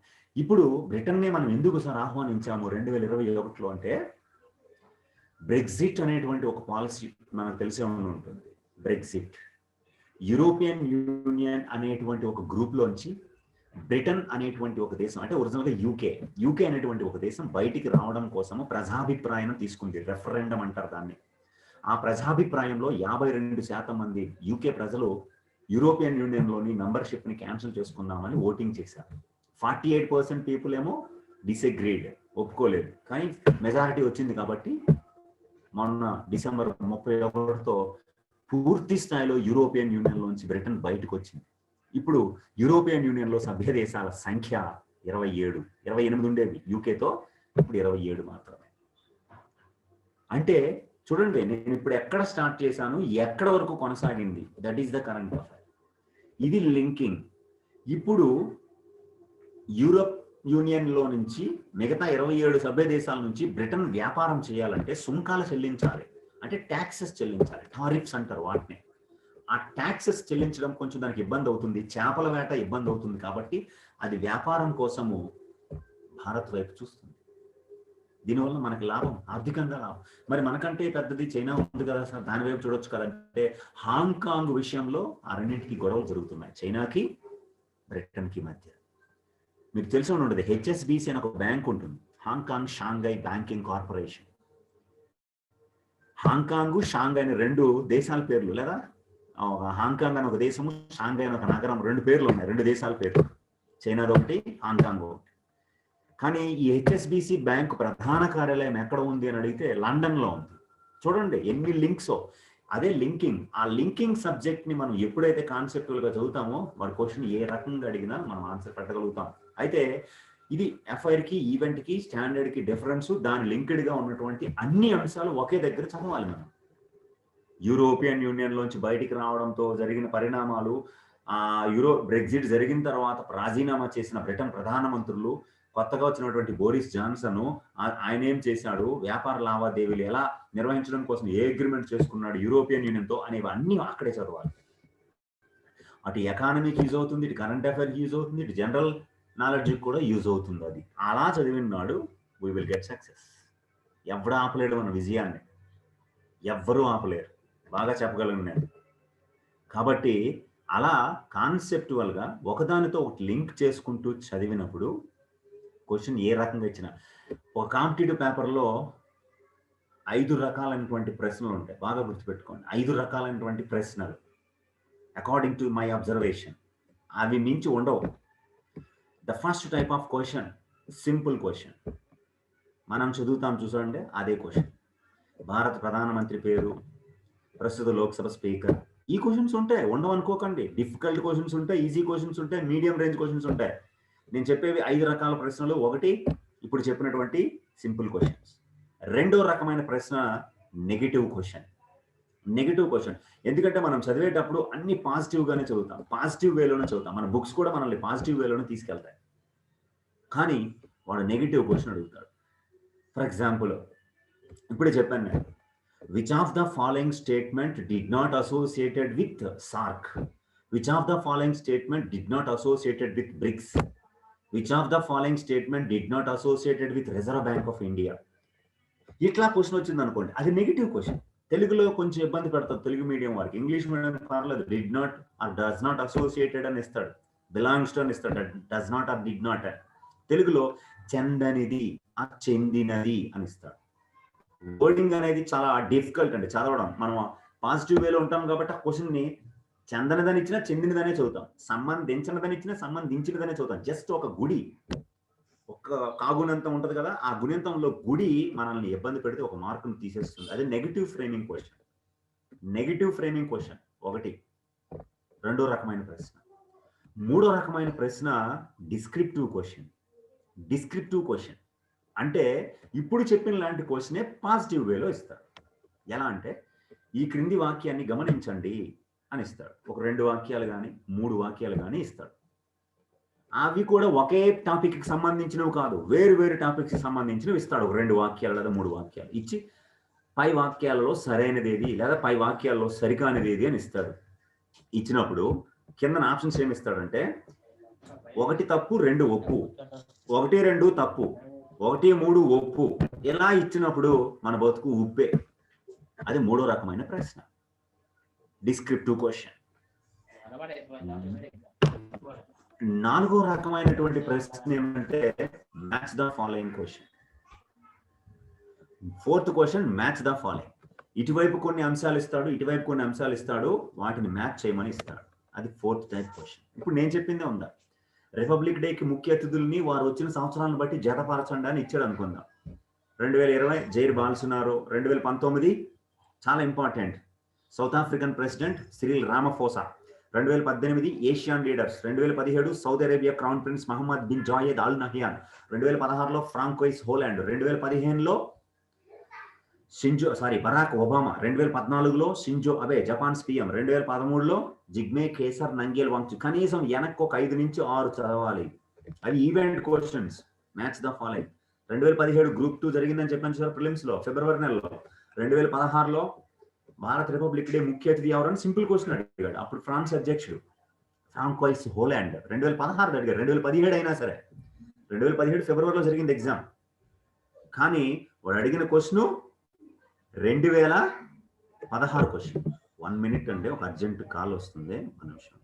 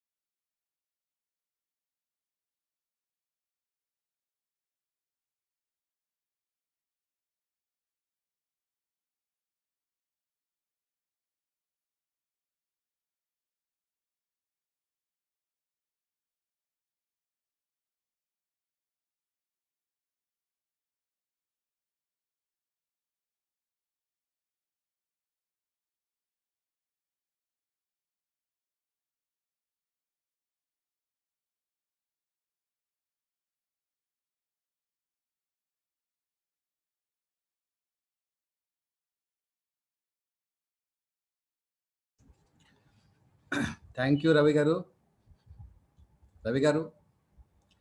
Thank you. మనకి టైం కూడా 8 అవుతుంది. సార్ మనం సరే నేను we can close the session. Sir ఒక కంక్లూడ్ చేస్తాను సార్ అది. Okay okay sir. ఇప్పుడు అలా మనం ఒకదానితో ఒకటి లింక్ చేసుకుంటూ చదువుకోగలిగినప్పుడు డెఫినెట్లీ వీ గెట్ సక్సెస్. మన విజయాన్ని ఎవరు ఆపే అవకాశం అయితే లేదు. ఒకటి బాగా గుర్తుపెట్టుకోండి, do hard work and get success. ఒకే చిన్న quotation, knowledge may be fails but hard work never fails. మనకున్న జ్ఞానం అనేది కొంచెం ఎప్పుడైనా విఫలం అవ్వచ్చేమో, కానీ హార్డ్ వర్క్ ఎప్పటికీ ఫెయిల్ కాదు. చాలా బాగా గుర్తుపెట్టుకోండి, డూ హార్డ్ వర్క్. మామూలు హార్డ్ వర్క్ కాదు. నా వంతు సహాయం అయితే నేను తయారు చేసే క్వశ్చన్ ప్యాటర్న్ కూడా అలాగే ఉంటుంది. Okay, match the following type questions అని చెప్పాను కదా. ఇంకా 5వ రకమైన ప్రశ్న కూడా ఉంది. ఆ 5వ రకమైన ప్రశ్న ఏమిటంటే ascending order, descending order questions. ఇది ఓన్లీ కరెంట్ అఫైర్సే కాదు, అన్ని టాపిక్స్ లోంచి వస్తాయి. ఇప్పుడు ఫర్ ఎగ్జాంపుల్ లాస్ట్ టైము జనరల్గా చిన్న ఎగ్జామ్లో, కానిస్టేబుల్ ఎగ్జామ్లో అడిగాడు. 2016లో కానిస్టేబుల్ ఎగ్జామ్ ప్రిలిమినరీ ఎగ్జామినేషన్లో 4 రాష్ట్రాల పేర్లు ఇచ్చాడు, 1, 2, 3, 4 అని ఇచ్చి ఆ 4 రాష్ట్రాలని కూడా చూడండి. 1వ రాష్ట్రం కర్ణాటక, 2వ రాష్ట్రం కేరళ, 3 పుదుచ్చేరి, 4 తమిళనాడు, 4 రాష్ట్రాలు ఇచ్చాడు, 1, 2, 3, 4 అని. పైన క్వశ్చన్ ఏమి ఇచ్చాడంటే, కావేరీ నదీ జలాల కేటాయింపులను బట్టి ఈ క్రింది రాష్ట్రాలని ఆరోహణ క్రమంలో పెట్టండి అని అడిగాడు. అక్కడే ఎందుకు అడిగాడు ఆ టైంలో క్వశ్చన్ అంటే, 2016 ఆగస్టులో జయలలిత గారు సుప్రీంకోర్టులో కేసు వేశారు. మా రాష్ట్రంలో సాంబా మసూరి రైసు ప్రస్తుతం పంట దశలో ఉంది, ఇవి నీరు లేక ఎండిపోతుంది. కృష్ణరాజసాగర్ కావేరి కర్ణాటకకు ఆదేశాలు జారీ చేయండి, తీర్పు చెప్పండి అని చెప్పి కేసు వేశారు 2016 ఆగస్టు 10న. ఇమీడియట్ గా 1 వీక్ లో సుప్రీంకోర్టు తీర్పు ఇచ్చింది విడుదల చేయమని. కర్ణాటక విడుదల చేయలేదు నీరు. ప్రస్తుతం మా రాష్ట్రంలో తాగునీరు అవసరం ఉంది ప్రజలకి, మేము విడుదల చేయమని చెప్పింది. మళ్ళీ రెండోసారి రివ్యూ పిటిషన్ వేస్తే మళ్ళీ తీర్పు చెప్పింది. ఇలా అల్లరి జరిగినాయి, కొట్లాటలు జరిగినాయి, 2 రాష్ట్రాల మధ్య బందులు, రాస్తారోకోలు జరిగినాయి. అందరూ దాని మీద దృష్టి పెట్టారు. కానీ ఈ ఆస్క్డ్ దట్ క్వశ్చన్. స్వాతంత్రం రాకముందు మైసూరు సంస్థానానికి మద్రాస్ సంస్థానానికి మధ్య జరిగిన నీటి పంపకాలు, స్వతంత్రం తర్వాత కేరళ, పుదుచ్చేరి 2 చేరినాయి అందులో. దీంతో కేటాయింపులు, కావేరీ నదీ జలాల ట్రిబ్యునల్ ఏర్పాటు చేసి కర్ణాటకకి ఎక్కువ, తర్వాత స్థానం తమిళనాడు.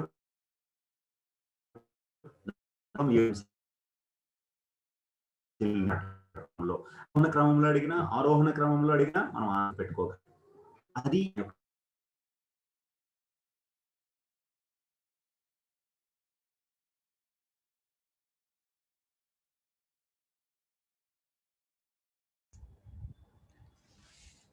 రవి గారు థ్యాంక్ యూ అండి. మీ బ్యాండ్ విడ్త్ నెట్వర్క్ ప్రాబ్లం ఉంది, మళ్ళీ కలుదురు కానీ.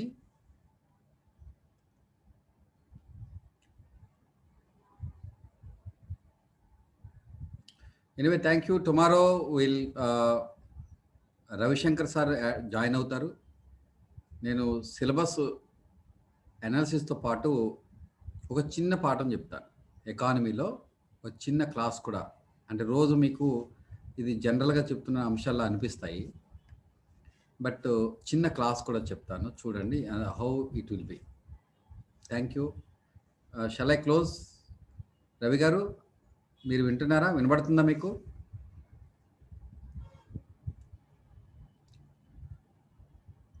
ఎయిట్ తర్వాత మనం 8 ముందే క్లోజ్ చేస్తాం. 8కి 8 అవుతుంది. రవి గారు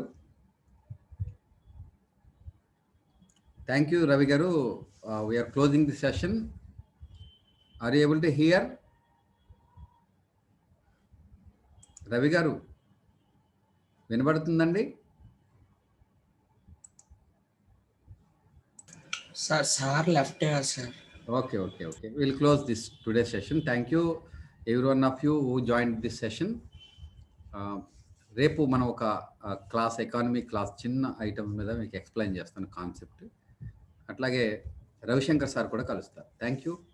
అండ్ మళ్ళీ మరింత మన ఫ్యాకల్టీని ఇంట్రడ్యూస్ చేస్తాను. రవి గారు చాలా బాగా అప్డేట్ అవుతారు. కరెంట్ అఫైర్స్ అంటే ఆయనకి passion. So thank you. We'll enjoy his classes in the campus from January 18th. Thank you. Good night, everyone. Have a great success.